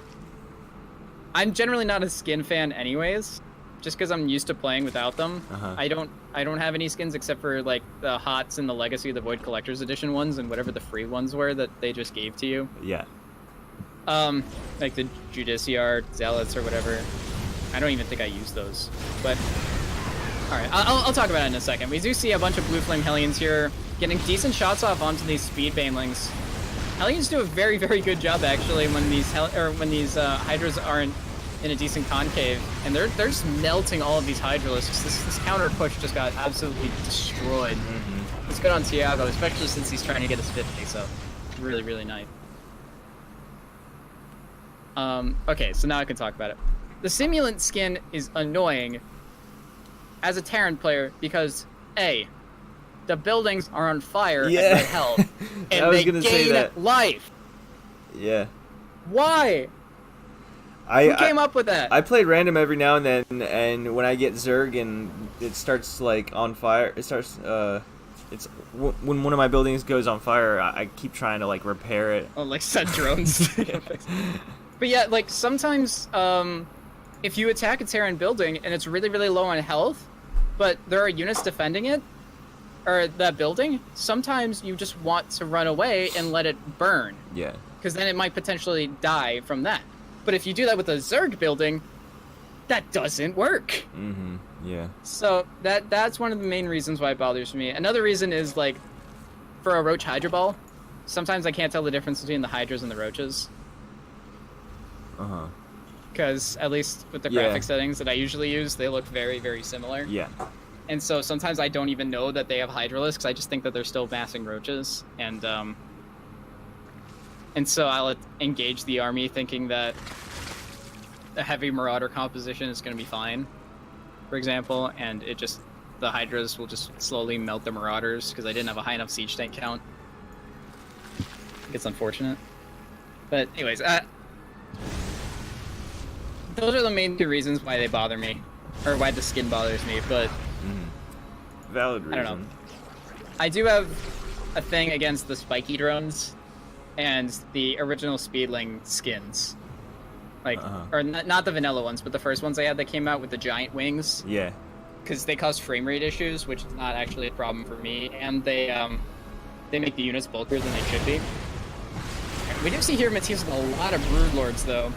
And getting a Parasitic Bomb down on these Vikings, good job on Tiago making sure that they get very, very well isolated, but the rest of the Vikings did kind of go home. Back off, and these Blinding Clouds doing excellent work on these Thors here. Most of these Broodlords still intact. These Corruptors here trying to chase down the Vikings, although they're doing it through a lot of missile turret fire, so that actually might even out over time. But the fact that most of these Broodlords are around and that the tank line is completely destroyed puts Matiz in a solid spot here, at least for the time being. Yeah, he's gonna have to lift this. He's gonna try and lift this command center to send it home, but I don't think it's gonna go very far, fortunately. And this planetary is also gonna go down. Oof. That's it right there. This is not a fun position to be in as a mech player. Losing a base is definitely rough because you don't have a whole lot of mobility here. So retaking this position is gonna be really, really, really difficult. Yeah. As well as losing most of the Vikings here. And the Broodlords are still here. There's not a whole lot here to answer it. There are some Viking reinforcements, and they probably were going to try and target down these Broodlords, but that being said, there are Queens here now, as well. See what happens. Siege tanks trying to siege up, but the only thing that's on the ground that they really are going to attack are Lings and Banes, which get right on top of them and melt them almost immediately. SCV's not repairing these planetaries, and these Vikings have a really, really hard time trying to deal with these Corruptors. I think Matiz is in a really good spot. Way too many Corruptors here. Yeah. Another base goes down. Yeah. GG. Matiz takes the game fifth 5. game. Yeah. And I think TerraN should start realizing that Matiz is really good in late game TVZ because he's lost every single one that's gone to the late game. Yeah, I feel like the way that he's dealt with a lot of these armies, he's only won one game out of the 4 that have gone to a late game. And the reason that he won that was through a lot of drops and stuff on Cyber Forest. Was making the Zerg go all sorts of different directions. And he got spread too thin while he was trying to be greedy, I feel like. Matiz has a style where he kind of goes for a bit of a late layer, but once he gets that layer, because he's going for a Lingbane Hydra composition, once he gets that Hydra Den and he's building the Hydra Den, he's already building a hive. Like, yeah. So, yeah, the hive is actually really pretty quick. early. Yeah, really quick hive. Watching the heavy Lingbane styles are always really, really interesting if they're not going for some kind of Muta swarm, because Hydras aren't nearly as expensive as Mutas are, so you have the ability to go for a fast hive swap or something like that. So, and when you have to play against that, one of the best ways to deal with it is, well, what does Spire usually prevent? It usually stops you from dropping and stuff. Like Mutas are very good at cleaning up multi-prong harassment. And alright, Matiz wants a 2-minute break. Yeah. But yeah, the Spire's good at its own harassment as well. It's just great at map control. Lingbane can't do that against Medivac.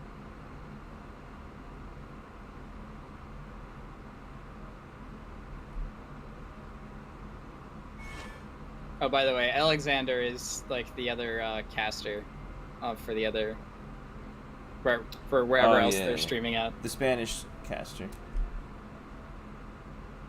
Oh, Spanish. Ooh. Yeah, he's casting on Spanish on a Ira Freaka Spanish channel. We have a Spanish channel? Yeah. I think it's called Alpha X ES or something. I don't know. I'm learning. Oh, I gotta log in. I didn't log in on my Afrika.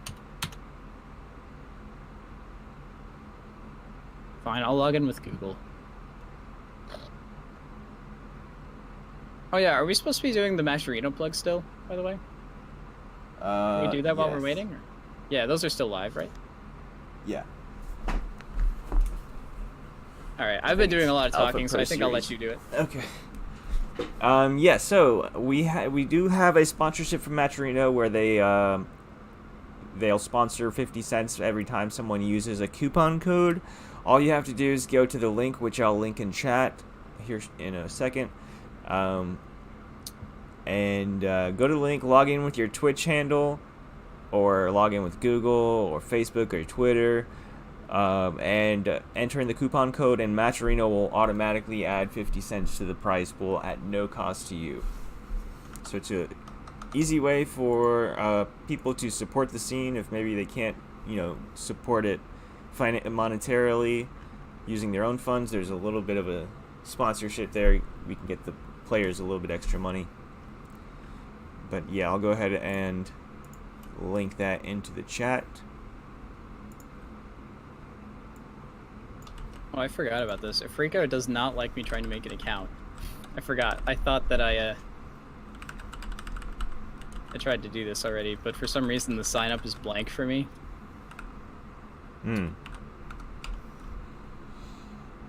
Change date of birth to 1967? No? Nope, doesn't like it. Alright,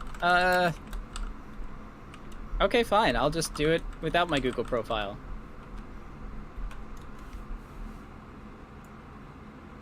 What a sad day for me.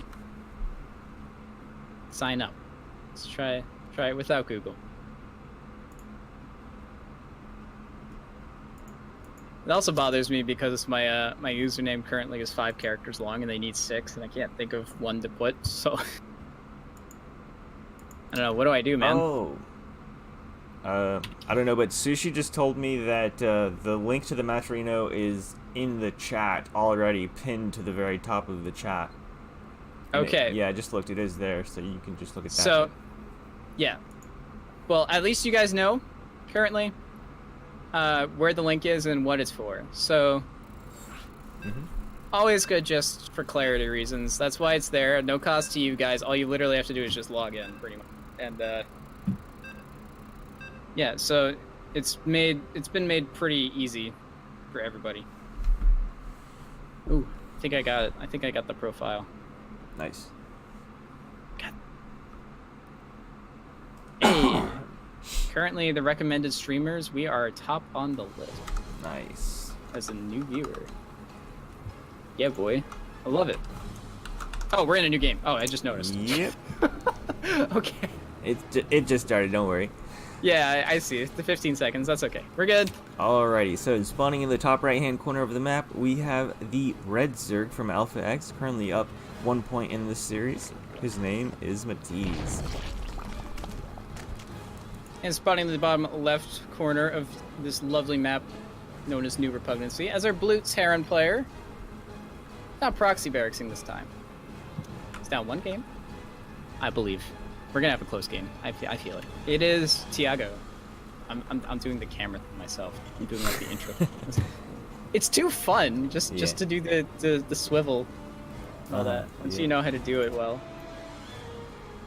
I've done it several times, but I still mess up like a lot. Yeah, it happens. It's fine. You usually you just do like you just hold your middle mouse and then you just do a swivel. Yeah. Makes everything like better. If you can't figure out how to center it, then you just kind of get to just do circles around the base and it doesn't matter. Okay, so Matiz is going to do some drone scouting to make sure that there's no proxy racks again. And then I assume that he's going to try and take a third base. He did see that SCV scout, which might... Yeah, he actually seems inclined to just try and take a third base instead, because he sees the SCV scout, which means that that SCV is not building a barracks. That third does get denied, though, for the time being. And he just goes over to the other pocket expansion to drop his hatch. I can agree on some maps that's not a big deal, but this map is very, very sketchy to do that. Even since there's like all that dead airspace, that drops could just, you know, hang out for a minute. And the amount of space where you can just drop into the main from that pocket third, and there's just a nice spot behind the mineral line right there too. So I don't like that. And especially since it gets scouted right away, so that ideas could be formulating like evil genius thoughts right now, or mad scientist thoughts. All right, so the Reaper actually gets 2 kills here. That's already like more than he would have expected with this Reaper, so that's pretty good. He almost gets a third and forces the Spore out of Matiz as well. So he's doing really well right now, and he's keeping his macro up at home. So if he can keep this Reaper alive, it's already gotten more work than it really should have gotten in here. This is a very good Reaper right here. It's MVP. Look at him healing up. You sick bastard, you. Your pistols. Killing drones. They just want to mine, man. They just want to nibble their minerals. Alright, he'll do a quick extra scout off here. And just a little too slippery for the Zerglings to catch. 4 HP. Just wanted to see the gas count. You saw that nothing's mining on the gas. He sees the speed on the way. It's just a 3-base macro play for Matiz. Tiago's going for Hellions and Banshees. Alright.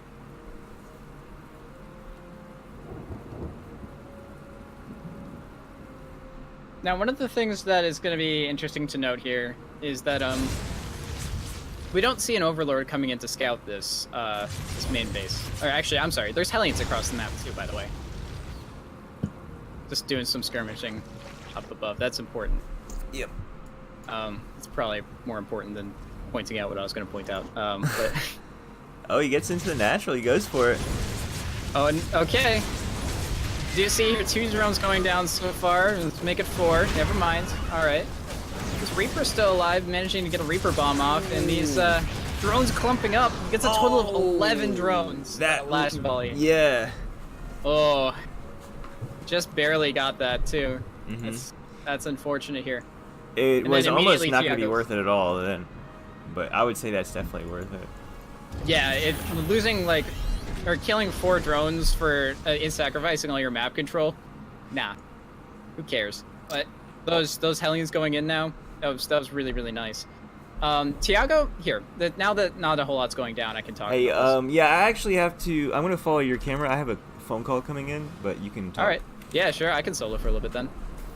All right. Hello, this is my camera. So one interesting thing to note from Tiago here is that he actually finished Banshee Cloak. Normally, what happens is like when an Overlord comes in to scout, they'll see this cloak being researched, and Terrans will usually cancel it because they'll have detection prepared, so there's no real reason to waste your 100 gas on Cloak, and you just spend it somewhere else. But Tiago, given all the damage that he dealt across the map, and the fact that he's lost the Hellions, so the Banshees are going to be on their own, he let it finish, which, normally speaking, might not be good for him. But because of the amount of damage that he's done so far, that's just that much more resources that Matiz has to commit here. And ooh, we see these drones clumping up trying to evacuate the third base from these Hellbats, and he does catch a total of 5 extra ones, and he's dealing a lot of damage to this third base here, which is going to be good for him. Oh, these Banelings actually coming in here. These Hellbats all clumped up. He actually cleans this up, no problem. And that Banshee even goes down as well with the Spore Crawler there, and providing some detection. Oof. That could have went so much better for Tiago, but in the end, just having that Spore Crawler there, keeping those Hellbats stuck in one corner by themselves, really did not go in the favor of Tiago. We do see here triple orbital setup with the 3rd orbital in the wall for Tiago. It's actually a nice wall. I should try that out. And he is going for mech play again. Doing a double little tech lab trick here so that he can just get the tanks pumped out that much faster. We do see that both players are even on workers too, by the way, which with a triple orbital setup generally means that the Terran is ahead, which is good. Him, and he's got double armory as well set up. Soon he will be researching Blue Flame and pumping out tanks, and he's already got the reactor on the starport to pump out Vikings as well. So he's in a very, very nice spot, especially once this third base lands. And he's mining from it. Welcome back. Thank you.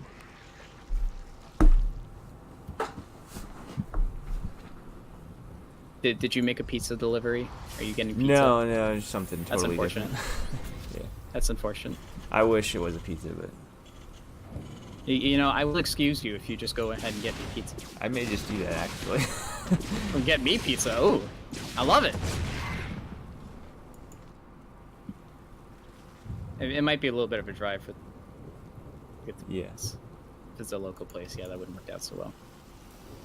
All right, so scan going down in the main base of Matiz. We see the hive on the way and the spire, 1/3 of the way done.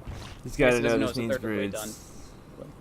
Yeah, so he knows that broods are incoming, but he's already got a starport with a reactor on it to prepare for such events. He's already got Thors getting pumped out as well. Mm-hmm. He's actually using this barracks to constantly produce add-ons, which is Yeah. kind of... I don't even do that. I usually just let the factories do it themselves, and I just float the barracks for vision. So that actually helps out though if you can manage to make it work. Yeah. Oh, he's actually pushing out. I like it. Mm-hmm. Yeah. Not a bad idea to attack before the broods come in, because you know he's going to be saving money up for the broods, so he might be low on units. Yeah.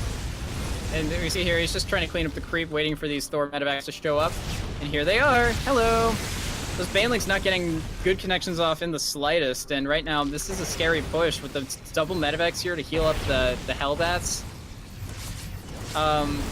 Oh no, the Hydra's getting misrallied right on top of the Hellbats, trying to coordinate everything here. Nice. And the Hellbat drop. Yeah, nice move there. Alright, but he does end up losing a Thor on a lot of those Hellbats as paying the price here for that. He's going to try and get this medevac out, but as Thor medevacs ever so often have a problem with is staying alive. I do Thor drops in TVT, so I feel the pain there. It's always so close to escaping, and sometimes it just doesn't work out by like a couple inches. You do see, though, Tiago's starting to secure a 4th base. This map is very good for mech, by the way. Because it's such a small map, but you can take a 3rd base pretty easily. Yeah. And the 5th base is off to the north, we see where that Ling is watching from Matiz. Mm-hmm. It's a very, very nice, easily securable position as well with the planetary. And your tanks don't actually have to move very far to have shots off, or like to get decent shots off on any attacking Zergans. Yep. So I love it. Also, this creep spread though, this is important for Tiago to make sure that he does take care of without losing those Hellions. Well, he took care of some of the creep spread, but not with the losing the Hellions part. Mm. That did not happen. It was unfortunate. Scan goes down in the main again. He sees that the Greater Spire is finished. Mm-hmm. He does actually have some Liberators across the map as well, trying to do some damage. On the 4th base, he didn't really get any damage done there, and sent one on the 3rd base as well, right on top of the Spore Crawler that he knew existed, which is a little awkward. Oh. Okay, yeah, he probably just wants to let this die, honestly. Yeah, we got 6 drones there in total, and that's really good. We do see here 5 Broodlords about to finish up. Where are these things? Oh, yeah, they're right next to the army of Tiago. I don't know if he really wants to keep pushing this.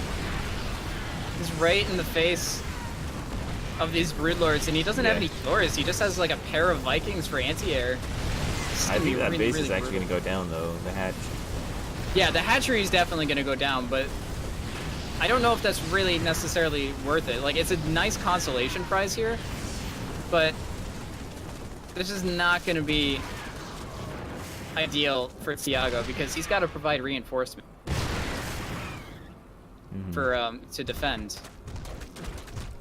And he's got 5 factories, which is great for production right now. That's pretty much like the maximum amount of factories that you're going to see in the game is 5. Yeah. Any more than that, and you're kind of getting into ludicrous numbers. You don't need that many. Mm-hmm. Or you're probably building the wrong units. But even still, like, it takes a little while to produce Thors in proper defense, so it might take a little while. However, his +2 armor finishes up right as his Broodlords come in, and so he's actually in a fairly defendable position. Especially with those Hellions going towards the top side of the map a little bit ago to try and do some harassment to stall. And I feel like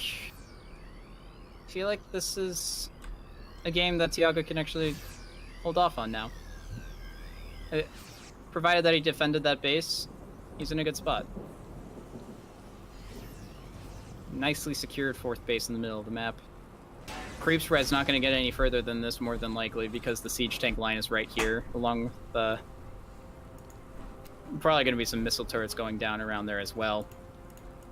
Matiz trying to get a little bit of a flank here with these Zerglings, and Blue Flame Hellions trying to flank in the same spot.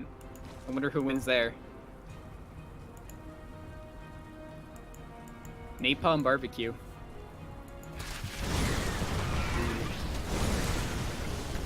I'm just too happy watching mech from a 3rd person standpoint. Like, I'm not the one controlling all these units. Mm. So it's just cool to watch. Yeah, mech's definitely fun to watch. I'm glad you feel that way. A lot of people say, oh, it's so slow. No, it's sometimes seeing all that damage the tanks can do is like really a marvel. Watch everything slowly disintegrate. Yeah.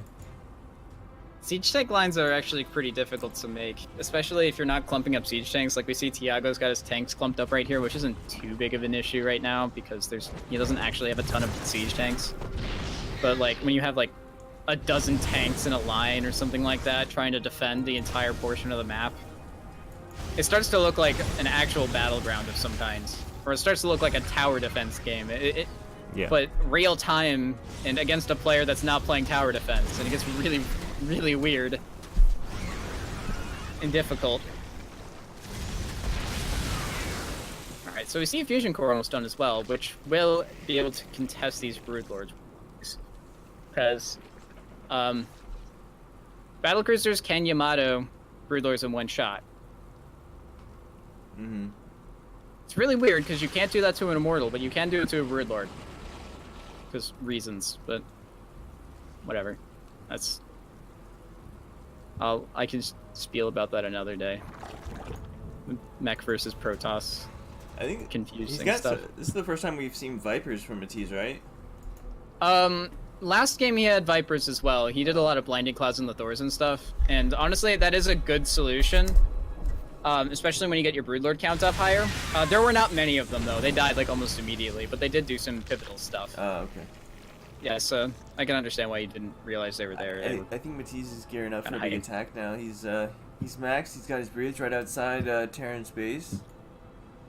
Yeah, he kind of has to pressure something like that, letting the mech player get comfortable and spreading on their half of the map. Yeah. And getting Corvid reactor, like that's how comfortable Tiago is right now. He's starting to go for the Raven transition. Yeah. Against Zerg. Yeah. So he definitely wants to try and at least establish his position in the middle of the map, so that mech can't expand any further. And we might be in for a little bit of a longer one. What the hell is going on with these Italians by the center tower at the third base? They get out. We're good. They're stuck right on that little ledge north of the sensor tower, and they're like freaking out, spinning in circles and stuff. Scan goes down right on top of the main army. Yeah, we see some sport crawlers coming down as well, which is like this supplants the position of the Zerg. You know that they're here to stay for a little while if they start planting 4 spore crawlers right next to your base. Like, this is not going to be a fun expansion plan anymore. We do see here these changelings as well going right on top of the siege tanks. It's going to be rough trying to clean those up. Oh no, the Ravens! Oh, they both go down. They get 2 anti-armor missiles off onto the queens and a decent amount of the broodlords, but even still, losing 2 Ravens is never nice. No. We do see here the mech army coming in, trying to deal with this army. These Vipers doing abducts. I don't know if abducts are really what you want to do. The blinding clouds would probably be really, really nice here, but at the same time, 1 parasitic bomb goes down onto the Vipers. It does clean up the rest of them, but the amount of Thors, there's 6 Thors with 3-3. Yeah. Cleans up all of the broodlords here. Too much metal. Yeah. The goop can't beat the metal. And all the broodlords, spare 1, are dead, and that one's about to die. Yep, off it goes. And that's so many broodlords in production. There's 13 broodlords coming. God. Right. But they're not done yet. Well, you can buy a little bit of time. Once those pop, things are going to get very, very interesting for Matiz, but for the time being, they're just getting free, or that's just free damage here from Tiago. Now that they're done, this is actually kind of not fun for Tiago anymore. But yeah, I think there's enough DPS that he can not lose too much to it. Yeah, he's just gonna back up. The Hellbats do wonders. Yeah, that's why they're so important. Oddly enough, you kind of want them like mixed in with the Thors. Like usually you want the Hellbats in the front to deal with the Zerglings so they don't surround the Thors. But if you like mix them in, then they can deal with the Broodlings when they try and surround the Thors. Yep. So it's nice. And yeah, Tiago's really pressuring Matiz here. Really, really hard time with all of these Thors just constantly attacking. Especially since blinding clouds on the Thor is nice. That's what he needs, but unfortunately the Thors had room to push upwards. Yeah. Wow, I think Tiago might have done it here, man. Yeah. All the other broodlords are now dead. There's still 4 Thors here alive to be kicking to deal with this base here. Matiz is going to sack that base and try and group up reinforcements, but this is probably the last hold that he's going to try and make in this game. Otherwise, he's probably just going to get overrun. Matiz is down by 100 in supply. Yeah, he has to do something now, but yeah, Matiz knows it. It's not going to delay the inevitable. If you've ever tried to let a mech player kill all your buildings, you should know it takes a while, so... Thors don't move very fast. So GG, alright. So it's tied up 3-3 now, right? Yep. Ooh. We got a hell of a series right now. Yeah, we do. And we've got some diversity too, so I got my wish. Mm-hmm. At least Tiago's putting in the effort to make me happy here. He went bio, he's gone mech. Gotten 2 different flavors of mech too. He's done 2 different Hellbat style pushes. He's done 2 different 3-racks games. Now we gotta wait for Matiz to bring out some spice. He's not really a player to do that, but I want to see it. It's a random 12. The curveball. Or spitball, I guess it would be. Yeah.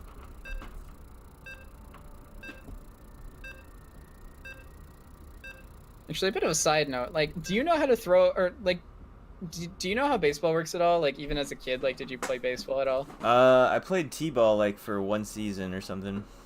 Okay. So you probably don't know how to do this, but like the way that you throw a knuckleball is so weird. Like, do you know how to throw a knuckleball?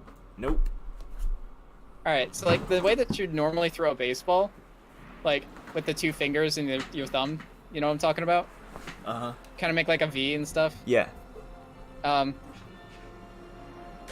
You have to spread your hand out and then like curl your fingers inwards, and then like grab it with the rest of your hand, and just push it into your hand, and then you literally just kind of lob it at them.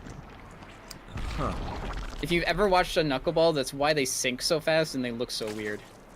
Oh, all right, we're seeing some spice. We got to intro fast. Whoops. All right.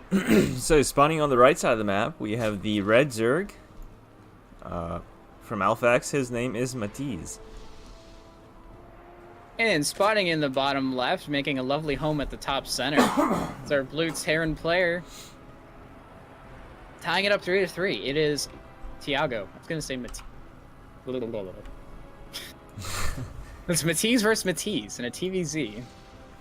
Does Matiz know that Matiz is cheesing Matiz?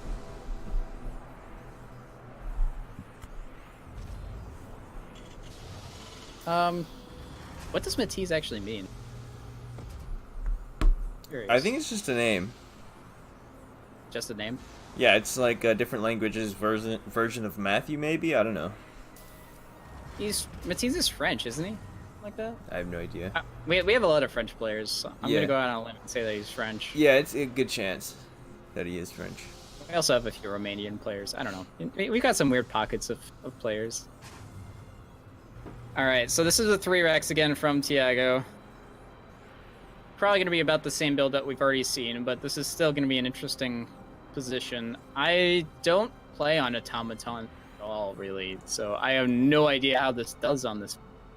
It's a very, very open one, so the barracks are going to be or the bunkers could get easily surrounded. But it's a big map, so it's not going to get scouted at all.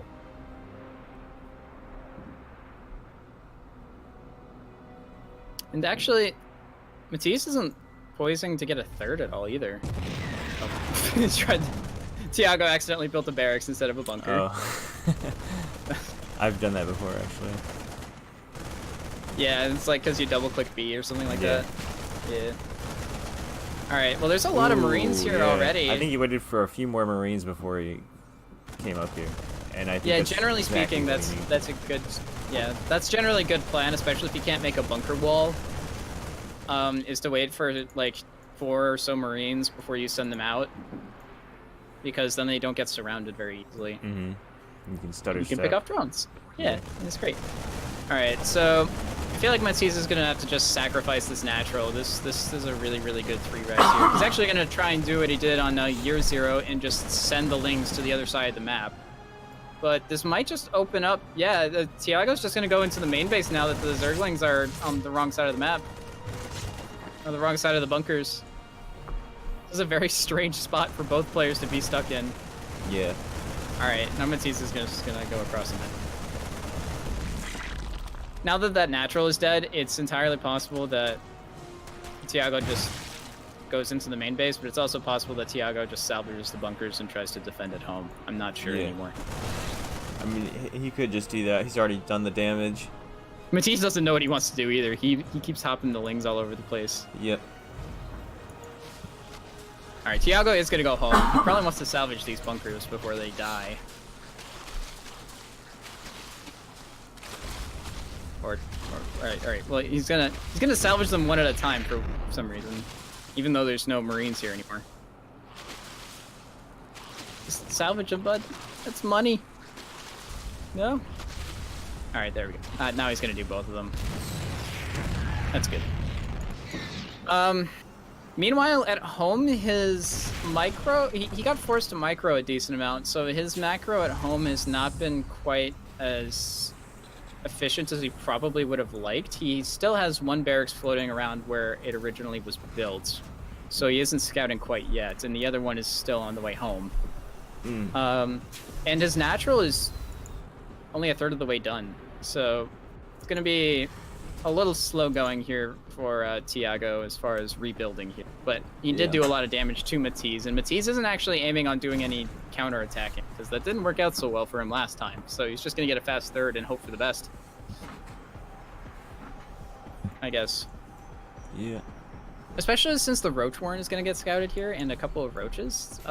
Tiago might actually misread this, because he doesn't know the third base exists. Yeah.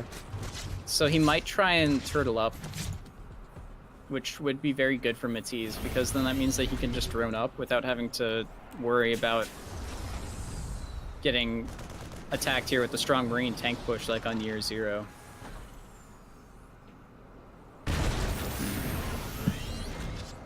I don't know, this is a game that I'm going to have trouble reading, because Matiz does an interesting thing where he just runs the Lings past the bunker. I've never seen anybody do that before. And it causes a very strange situations, and I'm not really sure how to properly gauge where these players are at. Oh, Tiago sees the third. Okay. He's already got a third on the way himself, so he's looking to do kind of a transition build himself into something more macro-y, but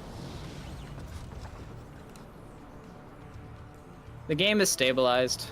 I think TerraN wants to move out, actually, toward that third. I wouldn't be surprised. He really doesn't want to let Zerg get comfortable. They're even on...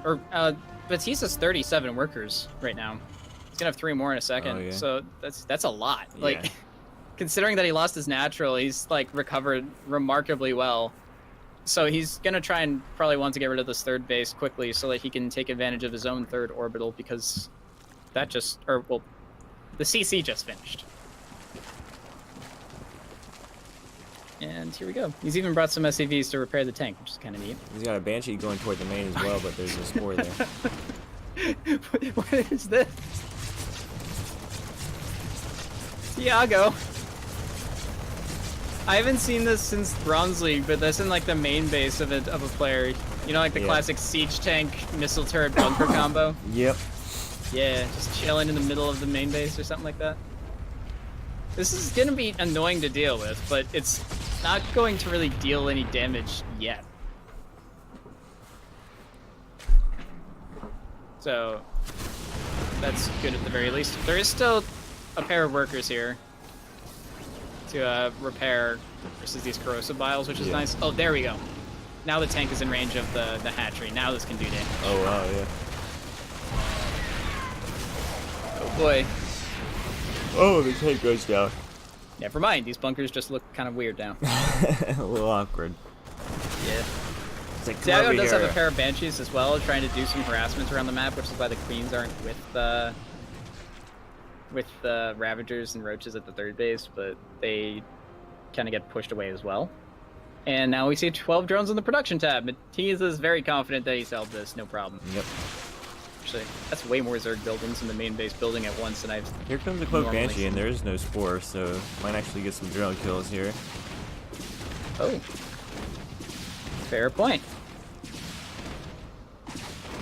Yeah, these Ravagers are actually going to try and head home, trying not to die, or anything like that. But an Overseer is almost done, and the Queens are at the third base too. And vomit on the hatchery, which is a sign of affection in Zergland. I think. Wow, 3 Banshees coming in, but there is Queens here. Not enough, though, I don't think. He's going to be able to kill all these Queens. Yeah, he's actually doing more damage than I would have thought he would be able to. He does kill one Banshee, and another one is at low health, and the Spore Crawler has not been targeted, though, and there's another one coming over to the third base. Yeah. And a very angry Overseer staring violently. These will do a lot of damage, though. You're right, because 2 Banshees can one-shot a drone still, as long as they're firing in unison. Actually, I think they can do it anyways. Yeah, they can do it anyways. But yeah, now they can't really do too much anymore. Corrosive Vials trying to get a lucky shot off, because both of these Banshees are in the orange. But they're both out of Cloak Energy. Something get a lot more awkward for these Banshees. I think he's just going to try to do as much damage as possible and sacrifice them for more drone kills here. He's got a total of 17. Jesus Christ, that's so many. Wow, yeah. Yeah, if he was behind before, then he's certainly not now, and he wasn't even really that far behind beforehand, so... He's got double the army supply almost.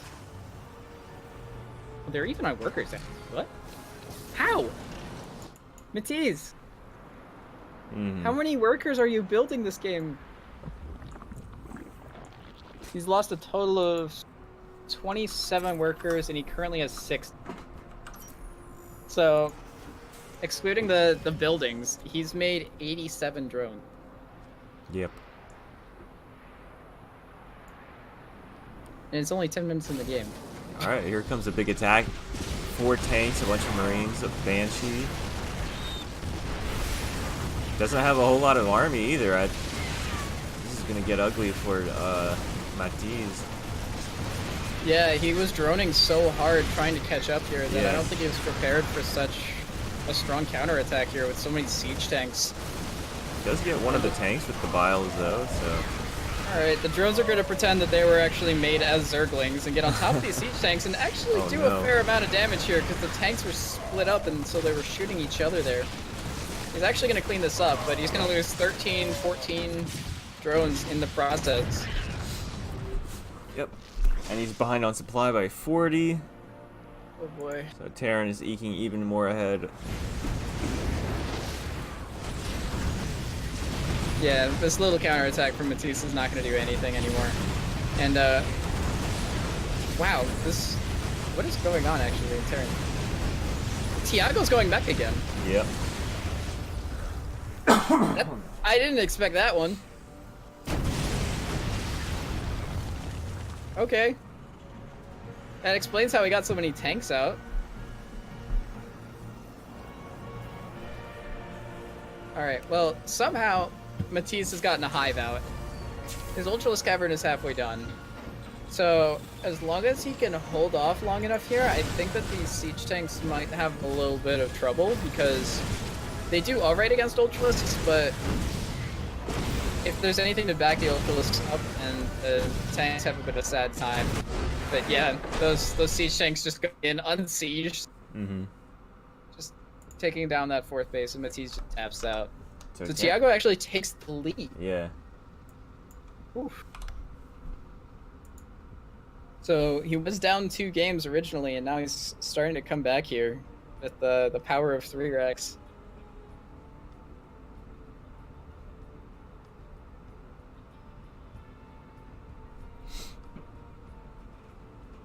Oh yeah, Zeno, I'm not really a fan of like watching baseball. I would much rather like, play it, or over watching it. And I kind of have to play one of the positions that's like interactive. Like I can't be a third baseman or an outfielder because like they only get used on occasion. Otherwise, you're just standing there and hoping the ball comes to you. Yeah, it's 4-3. Yeah, 4-3. There we go. We figured it out. But yeah, like baseball, like I was first baseman a lot because I'm a lefty, so they'll usually either stick their lefties on the pitcher's mound or they'll throw them on first base, or they'll throw them in right field, which is where I moved to, and I basically could probably just not exist and the game would have played out exactly the same because right field is right field, but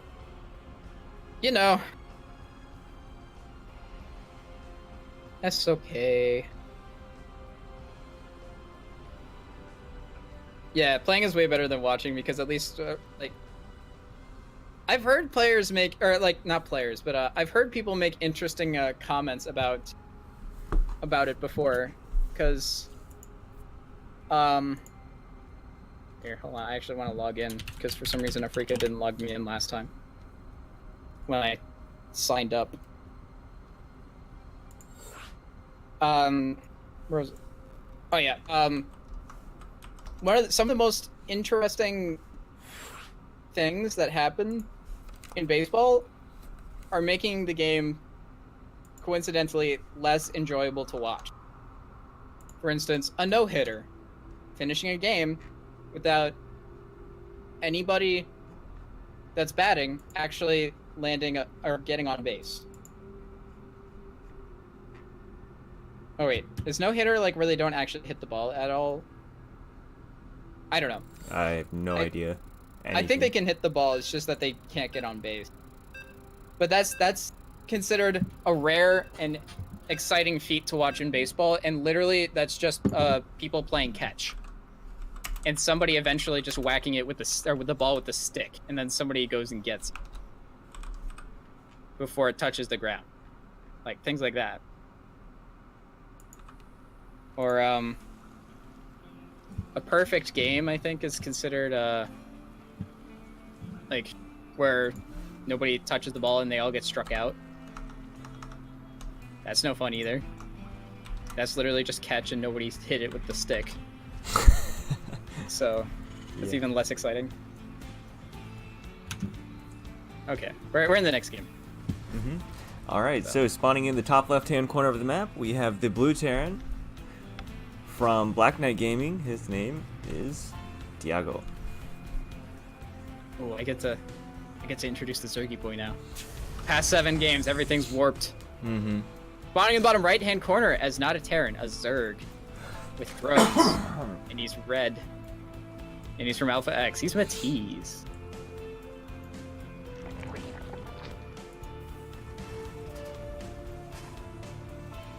And Tiago's actually sending an SCV out into the middle of the map. It might just be SCV scouting, but I feel like he's gonna do some proxy factory shenanigans. Where's that thing headed? I don't know where its rally point is. That's going in base. Alright, so he's just scouting with it.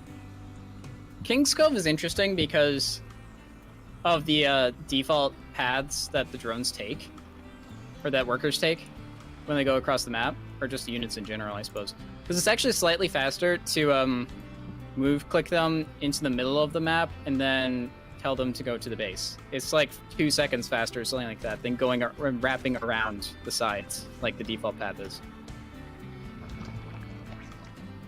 I'm not sure why that is, but if you play on King's Cove a lot, then just thing to note, try and send your workers through the middle of the map, because it will speed things up.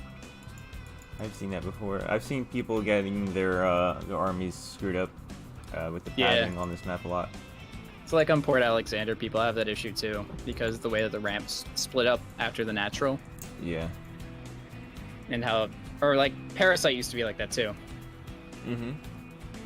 I've literally won games because of Protoss, or Protoss has just tried to 1A. Yeah. And they had too many armies, and one of them just happened to be all the Colossi, and they were move commanded. They weren't supposed to be by themselves. Made my job a lot easier. I generally don't do so hot against Protosses. See here, Reaper being annoying as per usual. Doesn't have any kills this time. So he's not the new Repugnancy Reaper. Probably because he died. That Reaper died. Very sad day for the Reaper, probably, but... He will be remembered. Briefly. I mean, he'll be archived in Afrika's archives, wherever those are at. Yeah. So he'll be stored in data somewhere, but actually, technically, that's not even the same Reaper, is it? Because replays are just games that are where the game actions are just cataloged. I had no idea that was how that worked. That's apparently, cool. That's what I learned from Jet. Jet told me that, and I understand that. Yeah. And that's why, like, for different patches and stuff, you can't go into older replays unless you let it load for a little bit, is because it's, like, finding the patch. It's, like, re-downloading older patches so that you can go into those replays, because it's basically just reenacting the game. That's what I've been told, at least. And I think that's really weird, but it is kind of cool. Huh, yeah. Yeah. Definitely cool. That also explains how we can't have live observing currently in games that are being played that are not specifically set up for it, like in this lobby, I think.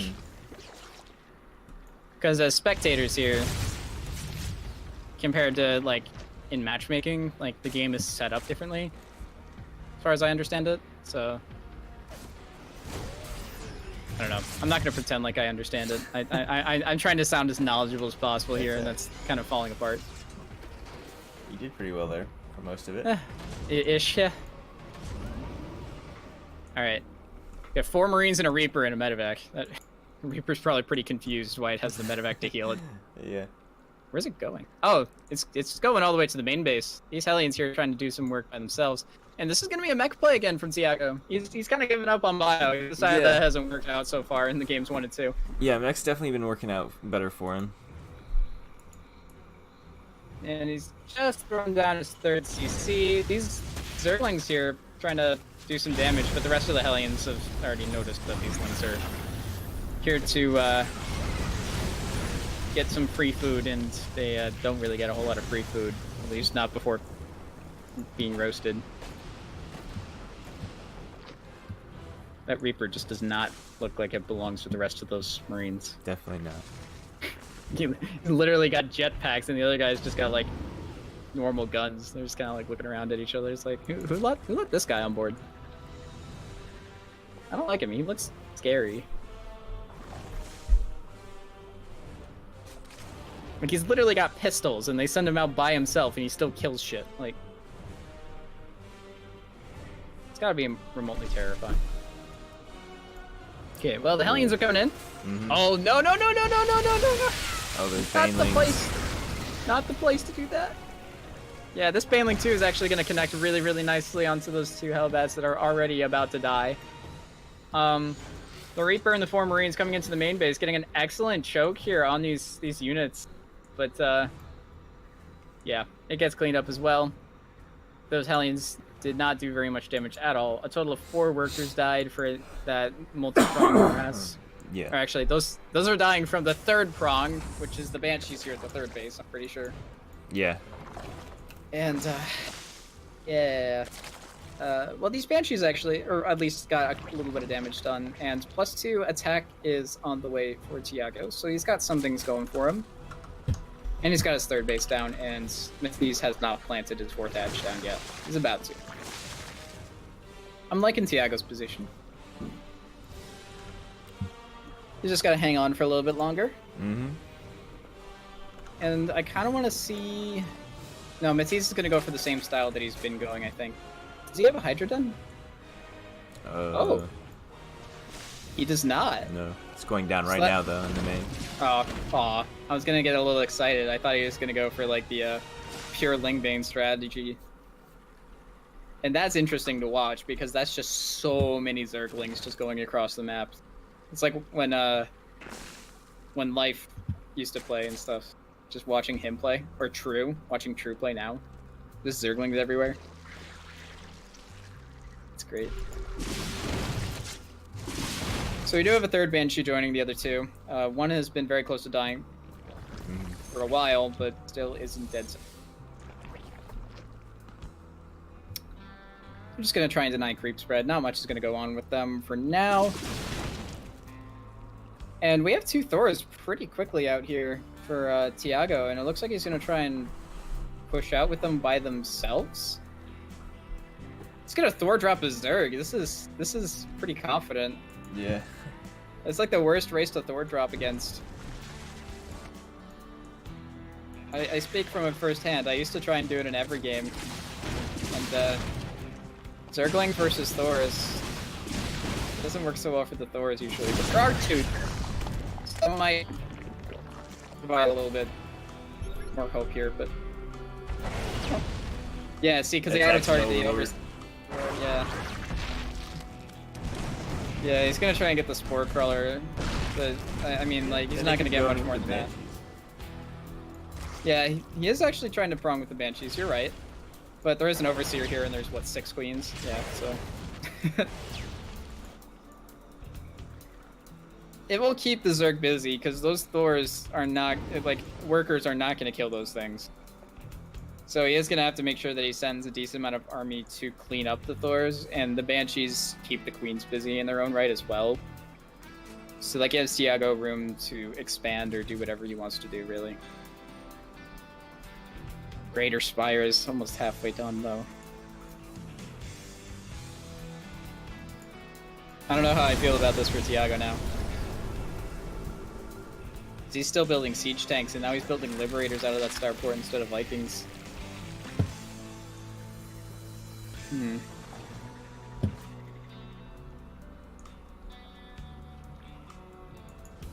You see here, the Thor is actually getting a total of 5 drones so far, and these Hellions actually swooping in onto the 5th base as well, and they roast everything that's there. Not that there was much, but also getting a couple Banelings, albeit not in as cleanly as a way as he would have liked, probably.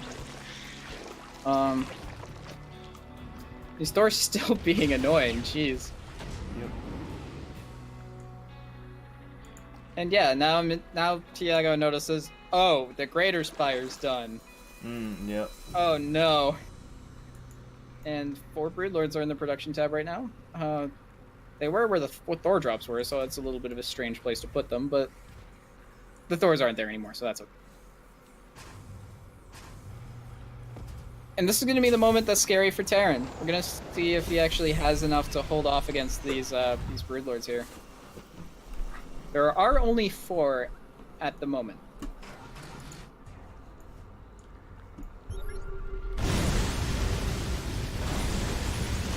Some decent creep spread going down here for Tiago, which is good. There are a lot of queens for Matiz, so it would replenish fairly quickly, but just preventing the ever multiplying creep spread is just good. Just because then once you push across the map, you can actually attack the bases faster, because bringing your siege tanks onto creep is almost never a good idea. Right. So it's try and clean it up for the time. Yeah.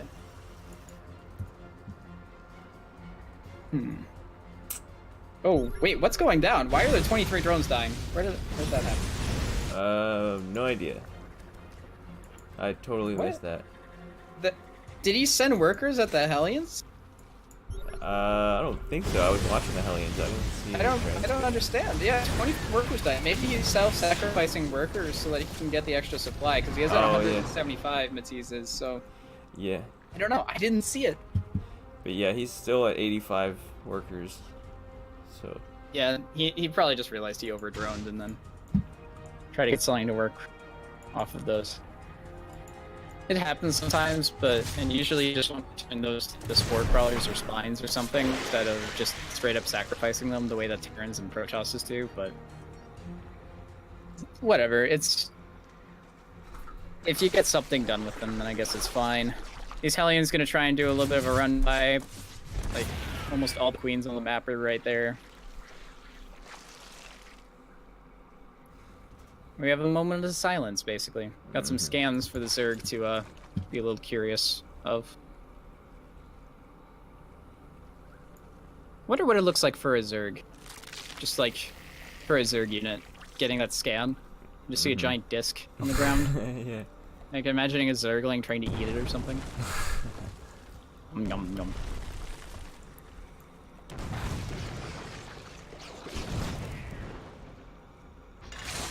Alright, well this is a very, very terrifying army with the number of Thors and siege tanks that are here. But there's a decent amount of static defense and 8 lords and 4 full energy vipers, so if those don't get picked off, then there could be some damage being made. There are some planes as well that just swooped in on the top, or the mid-right base on the map. Got a few drone kills. now they're in the natural, kind of doing damage as well. The worker harassment's not too big of an issue right now. It does delay gas mining, but for a max out Zerg, generally speaking, it doesn't matter too much if they're losing drones because they can just rebuild them. Like we even see Matiz isn't even mining from a couple of his gas geysers because he doesn't want to have the workers that will, or because he doesn't want to build that many workers to go and mine from those. Not ideal, but he doesn't mind losing these workers because he can just rebuild them. Yeah.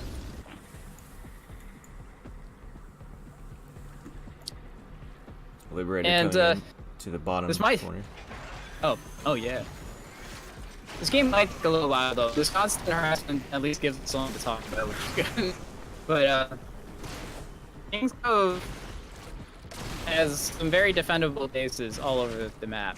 So for the time being, it's gonna be a lot of upgrades and whatnot going up. Oh, 17 drones in total have gone down. And that actually is a substantial number. Yeah. But he's still ahead on workers, 78 to 74. Yeah. Generally speaking, the, well, 77 is actually a little too high for any race, but Zerg will have more workers on hand at any point in time because they spend them on buildings than a TerraN, for example, would. Yeah. TerraN has mules, so they literally just don't even need workers after a point except to mine Vespine. Yeah. And we might actually reach that point relatively soon. We might start shaving workers or sending a bunch of them with his army to auto repair or something like that. Or staying in the middle of the map, like he's doing now. Uh-oh. Oh, that was Tiago for a second, I think it was. That's okay, we're back. Hello, everything's fine.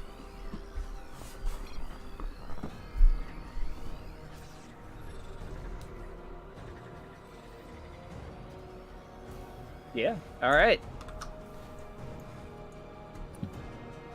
So like you said, your average worker count is like, what, 40 something, so you don't really get stuck in these situations very often? Nope. I assume? No. Try to avoid this stage of the game as much as possible. Yeah, it does get really scrappy really quickly sometimes, so I can understand that. Because you have to look at a bunch of different spots on the map at the same time. And make sure that nothing's happening. Or you have to poke holes in your opponent if you feel like you need to be on the offensive. I actually think Matiz is fine holding up and just waiting right now because he is behind on upgrades, and so he's just playing a lot of catch-up right now with those. He did get a second Spire for air upgrades. So yeah, he's just capitalizing on as much as possible right now. Even building hatcheries in the middle, or at the top right and bottom left positions for map control purposes. Even if he doesn't mine from those. It just means the TerraN can't mine from those as well. And it spreads some creep as well. And provides vision for the Zerg, so it's likely that you might even build some hatcheries map in random spots for creep spread connection and just either to soak up damage or to spread creep without creep tumors. It doesn't usually happen very often, but sometimes that'll happen. Yeah, so we see 13 Broodlords seems to be the magic number for Matiz. Both players kind of just chilling on this count, this army count. Kind of staring at each other from really far away and like looking angrily at each other, like Cold War style. And, oh. Matiz looking to try and push this creep, so he's getting a little more aggressive.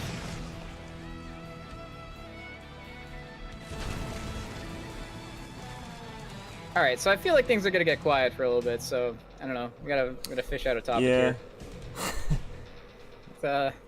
Someone said in the chat that it looks straight out of HOTS. I totally agree. This is like very HOTS-esque right here. Yeah, like even the only thing that we're missing is even the map looks like one of that one hot map. I forget what it's called, but it looked just like this. Except this I think reminds it was me a of a little bit Wings bigger. of Liberty map that was Ohana. Yeah, it looks like that. I don't know if many of you were playing in Wings of Liberty, but that was like Ohana was in the map pool when I was just learning how to play. So I remember that one very, very near and dear. Like This map looks like Ohana, except they took the middle of the map and put like a cable leaf into it to extend it. But it's a lot. Just added to background and whatnot. It's got like the same color palette and stuff. So. Also, a lot of the new maps, I feel like, or the new maps in the map pool, like New Repugnancy and the stuff, it's interesting because the way that the pocket thirds are set up on this map, they're connected by a small stretch of land that doesn't have any other relevancy to it, which is kind of like an older way to build maps. So I find it interesting that they're going back to that kind of style of building maps, where the third base is on the same level of ground as your natural, but it's still in a pocket location. Compared to, say, Kairos Junction or Port Alexander, where you have a natural ramp that you have to go down to reach your third base. This is not like that. So it's like Cloud Kingdom. Cloud Kingdom had a design similar to that, where the third base was on the same level. And I don't know, I always think it's interesting seeing the way the map design works over time. Because with Heart of the Swarm, maps got really big. Oh. Potential engagement here going down, just a couple of, Oh, the Queen's getting really angry. He's actually going to lose like 4, 5, 6, all of the Queens. Yeah. Oops. Matiz just kind of shrugs and says, I guess that's room for 8 more Broodlords. Yeah. And 4 Corruptors. Yeah. Perhaps it was intentional, I don't know. I feel like I don't know if it was, because normally when you sack units like that, sacking spellcaster units is a little bit risky. At least if you're not doing damage with them. It's possible. Queens aren't too big of a deal to lose right now because you don't need that many to spread creep, but it is nice to be able to transfuse your Broodlords and stuff. I guess when you have 20 plus Broodlords, it doesn't really matter anymore if you build more. Especially with the 6k bank with the reason.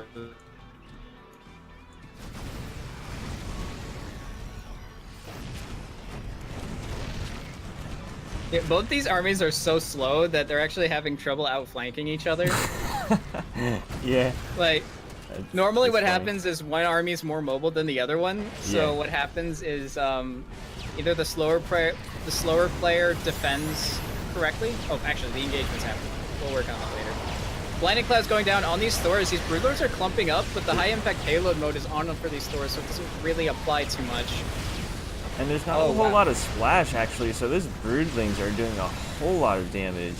There weren't too many Hellbats there. Yeah, I think they got shaved off over time just to max out on supply, and so the Broodling is doing a decent amount of damage because the Thors take a little while to target those Broodlings. So many Broodlords end up surviving. It's a total of 12 that he still has on the offensive. But yeah, that parasitic bomb combined with the Broodlords just doing a fantastic job cleaning up the rest of that Thor blob. Wow, he's actually transitioning into BCs. Yeah, with those Thors dying, it kind of makes sense. The air army is more mobile. And it means that these Hydralisks can't really do as much. And any Ling Floods won't be able to hit the army. He is building Hellions as well to defend those Ling Floods and do some potential counter harassments as well. Which, by the way, he is doing on the 4th base of Matiz. He's got 2 Hellions that are just kind of chilling and running around bases and killing stuff. I don't think he's going to find much else to kill because almost everything else is mined out. But they're still annoying. But yeah, just Tiago's actually spent a ton of money. Just pre-engagement, he had almost 10,000 minerals to bank. Now he's down to 3. So he spent a ton of money on those Hellions, and he's probably building. He has some extra command centers too, so he'll get the money back. But yeah, we're getting into some pure late game here, guys. I wouldn't be surprised to actually see a couple of storm hooks pop out just to do some regular harassment. Oh, no, drop. Yeah, I'm getting some crazy lag, man. Oh no! I don't know. Hopefully I'm... You stop playing out. Matiz is trying to save you here.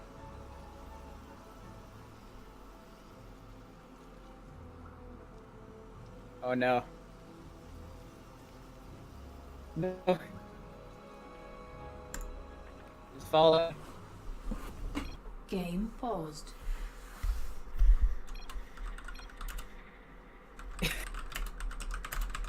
Miguel wants you to know that you're lagging. Yeah. If you couldn't tell already. No, I've been getting crazy lag. Alright. Really sorry about this, viewers, but I don't know. This is like the first time this has ever happened. On the bright side, we're not missing very much. Yeah. It's... Alright, so they're about to unpause, I think.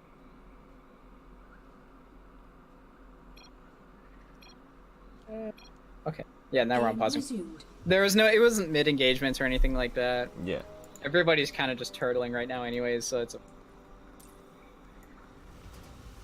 Oh, there's a orbital over here, and there's a Hydra run by. It's gonna probably kill this orbital, but it's gonna Yeah, get it flanked must- by the main army. Yeah, I think he's trying to sack these Hydralisks just to get more Corruptors and Broodlords for the late game. The power of Blue Flame. Wow, that's a lot of changelings there. They're actually too many for him to target correctly, and they go into the army, so he's actually gonna get away with the chain scouts. But I don't know. Tiago's pretty hungry for Zerg blood.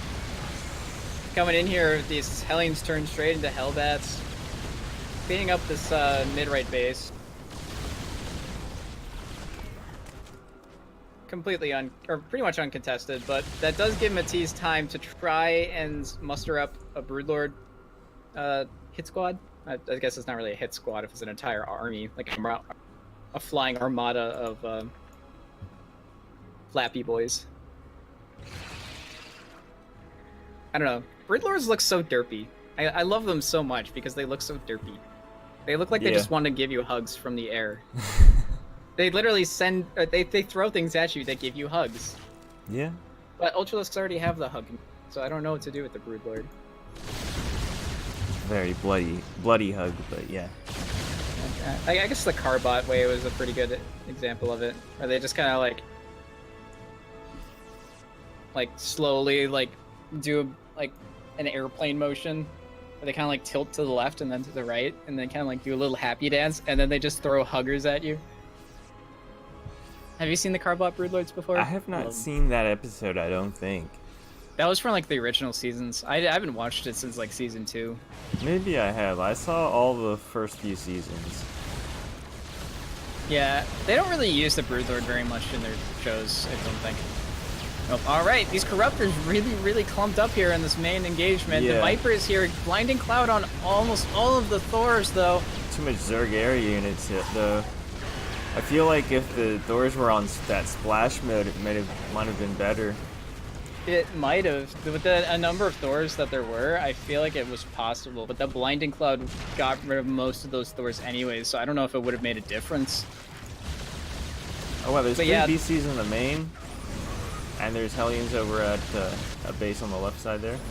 Yeah, he sniped the Greater Spire. So Matiz just tries to make it right in front. Right in front of the battlecruisers again. The Corruptors will clean these up, but Yeah. losing those Spires means that it's not going to be able to make more Broodlords or Corruptors for a while. Wait, I just realized the score was wrong because TerraN's actually in the lead, right? Yes. Okay. Alright, I just fixed it. Sorry about that. Yeah, Tiago's up 4-3 right now. Yeah. This is game number 8. We started on King's Cove and we went through all the maps, and so we're back on to whatever map Matiz felt like playing on, and this was the map. So coincidentally, there are 2 Hellions in the main base of Matiz that are trying to Oh yeah, kill that hive. they're trying to kill the hive. All right, well they're Hellbats now, so it actually might happen. I think he's actually he might be able to get it. Yeah. Yeah. This is actually really not good. No, What? no. Did he ever Oh, rebuild no. the... Oh, he has the Spire, but he won't be able to morph it into a greater Spire. Yeah, that's so unfortunate. If he had just delayed it by like 5 seconds or 10 seconds or something like that, he would have been able to make a greater Spire on time. But because of that, he has to rebuild it from hatch tech. Oh god, I'm starting to lag again. Uh-oh. Nah, maybe not. I don't know. I'm not feeling it on this end. Man, yet, look, 30 drones have gone down. Wow. Do you think Matiz cares? Look at this. No, I don't think he cares. Look at this army. You can't say no. Mm-hmm. Alright, well, the problem is, so that army is pretty much uncontestable, that Corruptor Broodlord army, but the tech is so bad for Matiz right now because of those tech snipes. Those are so massive that they stuck up building Hydras again. And now there are Ravens here. Yeah, Raven hit squads with the anti-armor missiles are going to make this very, very difficult to properly engage. And so the Broodlords are going to kind of have to do something like straight away, or else I feel like Tiago might be able to pick this up. Like, he's remade his entire mech army in the same way a bio player would have. Mm-hmm. Lots of Thors. I think that is the secret there with the anti-armor missiles. Maybe. I mean, there are 9 factories right now as well, so... Hell. Oh no, those anti-armor missiles going down on all of the Corruptors! They don't do damage, but here we go. Alright, Lightning Cloud's going on top of the Thors. The Ravens weren't able to disable the Vipers before they got on top of this army, and once again, Matiz is doing a lot of damage to these Thors, but now the Blinding Cloud's gone. Might be able to do something a little bit more, but no! The Hydra's actually coming in again, doing what they must. Wow. Trying their damnedest to kill these stupid Thors. They keep killing all of their Broodlord friends. The Zerg stutter step. There we go. Here comes the... Oh, that Thor actually survived with 9 health. It's got more kills than it does HP. Yep. Alright, so Hive is almost finished, so now this Spire can morph into a Greater Spire, and then once that Greater Spire is done, then he can start making Broodlords again. But the fact that he has to wait that long is really not helping him. More Hellion run-bys going on the top right side of the map, and mid right side, and they just melt Hydralisks so well right now. Oh man, 9 more drones going down. Yeah, Matiz is kind of losing the war of attrition here. I mean, he's been taking a lot of eco damage over a long period of time. Yeah, constantly. Because the Broodlords are slightly slower than Thors. I feel like he starts to get outflanked because the battlecruisers teleported into his main base. He lost all that tech. Just look at his main base. It looks so sad. Like, all the buildings are bleeding. Yeah. Except for the extractors. Oh. Matiz is lagging again. So it's not you.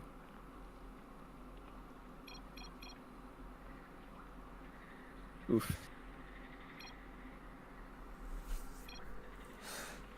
Yeah. Okay, so it's not you this time at least. Yeah. But yeah, here. Just quick thing. Hit Control R for me. Okay. Observe. Oh my god. 257. How? Oh man, I don't think I've ever Matiz has seen literally that. maxed out on drones over the course of this game. Yeah, I don't think I've ever seen that before. Wow. Yeah, I've had a game where I killed like 105 probes with like nothing but Hellion run-bys, which is hilarious. I have that game somewhere. I have the picture stored, but yeah, like the number of workers that have died over the course of this game is absolutely ridiculous. So yeah, Matiz has been like hemorrhaging units constantly. These run-bys with these Hellion run-bys just relentless. He's doing another one up to the right side of the map, and there's no static defense here. I mean, these Hellions are gonna try and follow up. These Hydras actually protect the drones. That was pretty close though. Tiago just gonna float over this hatchery. Denied. It's like musical chairs. There you go. Musical bases. A little sad. He scans the army. He sees where the Broodlords are. Yeah, he might try and He's actually going to push the top side of the map to try and swing in a clockwise fashion, I guess. Kind of weird to describe army pathing into circular motion, but that's kind of what's going to happen here, I guess. And, yeah, I guess Matiz is just going to say that he's had enough defending, and he's... Nope, never mind. He's going to go and actually try and defend. Yeah, I think he really needs more splash damage. Okay, he's got the tanks this time, but, like, he doesn't have very many Hellbats. Yeah, this base is going to go down almost immediately, as well as most of the drones that are here. They're probably not going to get out alive. Poor little guys. That sucks too. They probably know what's going on, like the mortality rate for drones in this game. All right. Well, Vipers are still here, and the Thors are pretty much clumped up beautifully. Yeah. They're in a prime position to get blinding clouded, and I think Tiago is fully aware of that, so he backs on out of that nasty position that he got himself stuck into. But oh, Matiz is actually supply blocked. Mm-hmm. He actually needs to build overlords. Well, TerraN has secured that base in the top right, and he's moving his SCVs there. Whoa, big Hellion run by in the bottom left. Probably gonna be able to kill this hatchery. I actually think that this seals the deal here, economically speaking, for Matiz. Like, he doesn't have a mineral bank anymore. He's actually able to replace these drones. Like, he needs to save as many of them as possible. Yeah. Alright, he's safe. Yeah, this just hurts for him so much. Loses the base at the bottom left. Just these multi-prong attacks from the Hellions, and then eventually just a ton of Thors just show up and knock at your door and say, "Hello, we are here to kill you." I guess there's no real graceful way of putting that. Thors aren't really a graceful unit. And more Hellions coming to destroy more workers. Yeah, 16 more. Yeah, I must be having a field day right now. Big attack coming in now. TerraN gonna be moving his army into the natural, actually turning around now. But look at the bank, dude. TerraN's got 6k minerals, 7k gas. Matiz is broke with He's minerals. He's actually lost that much in a while, so he's just been able to comfortably mine in the top half of the map without doing very much at all. And since he's killing so many drones, like, Matiz can't just re-expand constantly. He's actually starting to struggle to keep up with the base count and making sure that he can overwhelm or get map control. Like, sure. Alright. We have officially passed 300 workers killed for Tiago. There are 35 left on the map for Matiz.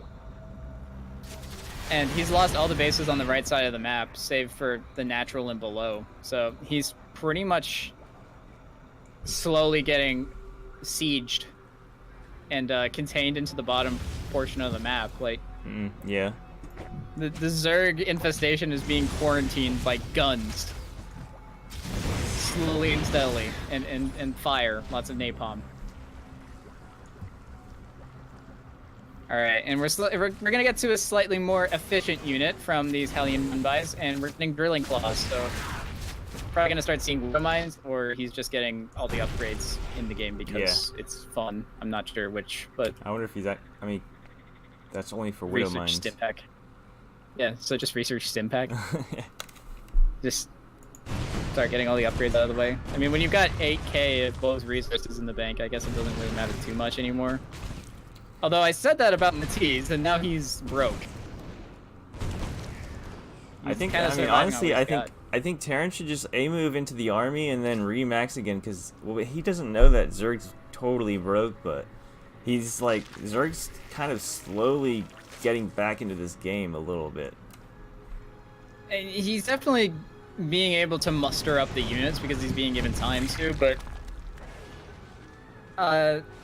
I don't know, it doesn't matter necessarily, except for just the sake of time. Now he has the Vipers out.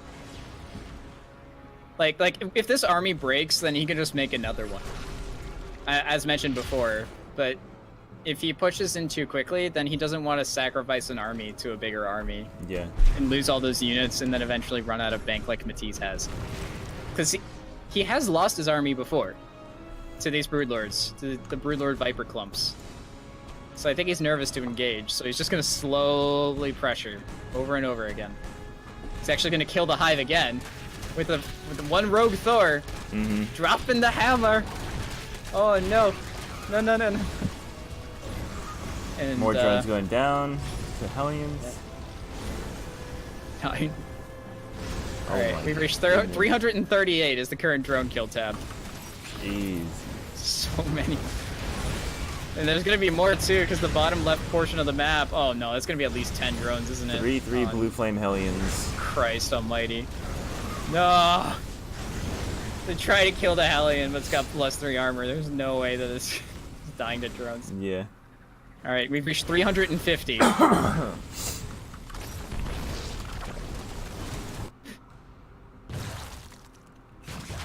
Oh my god. Oh, and also, Tiago's at match point. There's no reason for him to rush this. Yep. Like, this is the last, or like, this is match point for him. He can literally just chill and wait until Matiz taps out. Yep. So that's probably why he's just waiting on the back foot or something like that, because he thinks, he's probably pretty confident that this is the last game anyway, so there's no reason to overstep his boundaries and try and save some energy for the game after this one.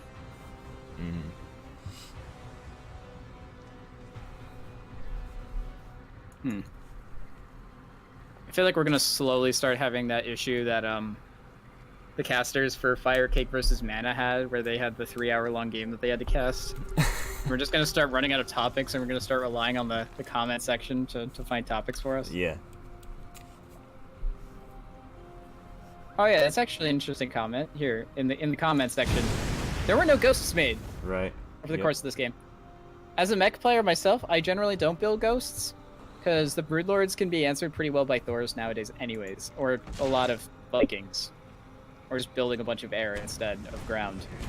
But, yeah, I mean, at higher levels, obviously, that's not quite as applicable, but Tiago's made it work with just a bunch of the Thoros, given that the range buff is around. It only takes like 3 or 4 shots to kill a Broodlord now. So, like, 3 or 4 Thors will just one-shot a Broodlord every single time that they fire into the air.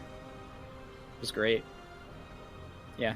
Tiago's cleaned up another base. That Greater Spire's slowly starving to death.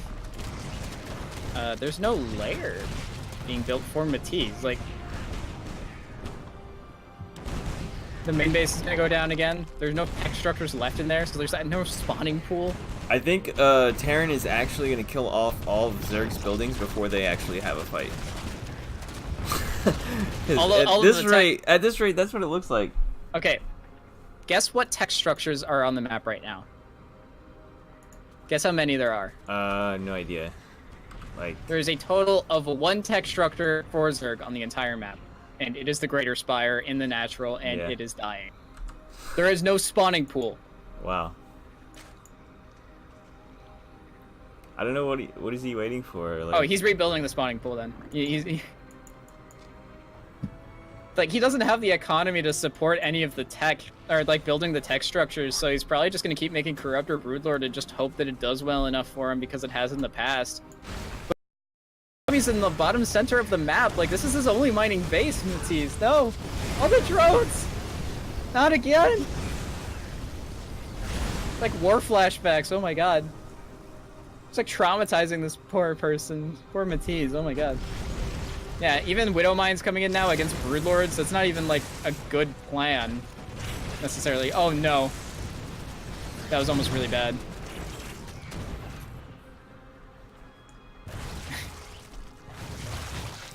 Yeah, I think Matiz is officially choked out. Like, he does have the hatchery in the bottom left, but the drone count is still 20. Yeah. And that base is difficult to defend. It's pretty isolated now. Yeah, 0 mining bases at the moment. Oh wait, actually, he has one. Yeah. Yeah. And he's gonna try and send some drones to the other one because I mean, that's his option right now. SCV's coming to say hello and trying to hug the broodlings.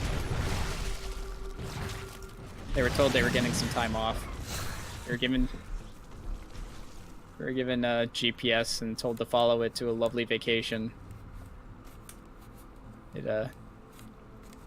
TerraN's actually taken one of Matiz's base on the right side of the map. Yeah. I mean, there's only like 400 gas in those refineries, and I mean, there's actually a decent amount of minerals there, but there's only 400 gas in both those geysers combined. So. And this base is gonna go down. We left it alone for 2 seconds, and it's gone. Yeah, I feel like this is tap out point for Matiz. Like, unless he goes and fights right now, like, he's just gonna die. Like, he has one mining base, and that's not even mining anymore because there are 3 Hellbats in there, because of course there is. That's just a motif for this entire game. Yeah. The Vipers got disabled this time by the Ravens, and more anti-armor missiles just ensuring that nothing really... or that there's just no armor for the Broodlords. And, Blinding Cloud does a decent job of stalling, delaying the inevitable here, but there's no Corruptors left for the anti-air. So yeah, GG. Alright, so 43-minute game. TerraN finally takes it, and the series 5-3. That's going to be it for this stream. Markers created by Matiz, 487. Oh my god. You needed against 23 more workers. Only 77. Against 77 SE. Yep. I want to look at the reason.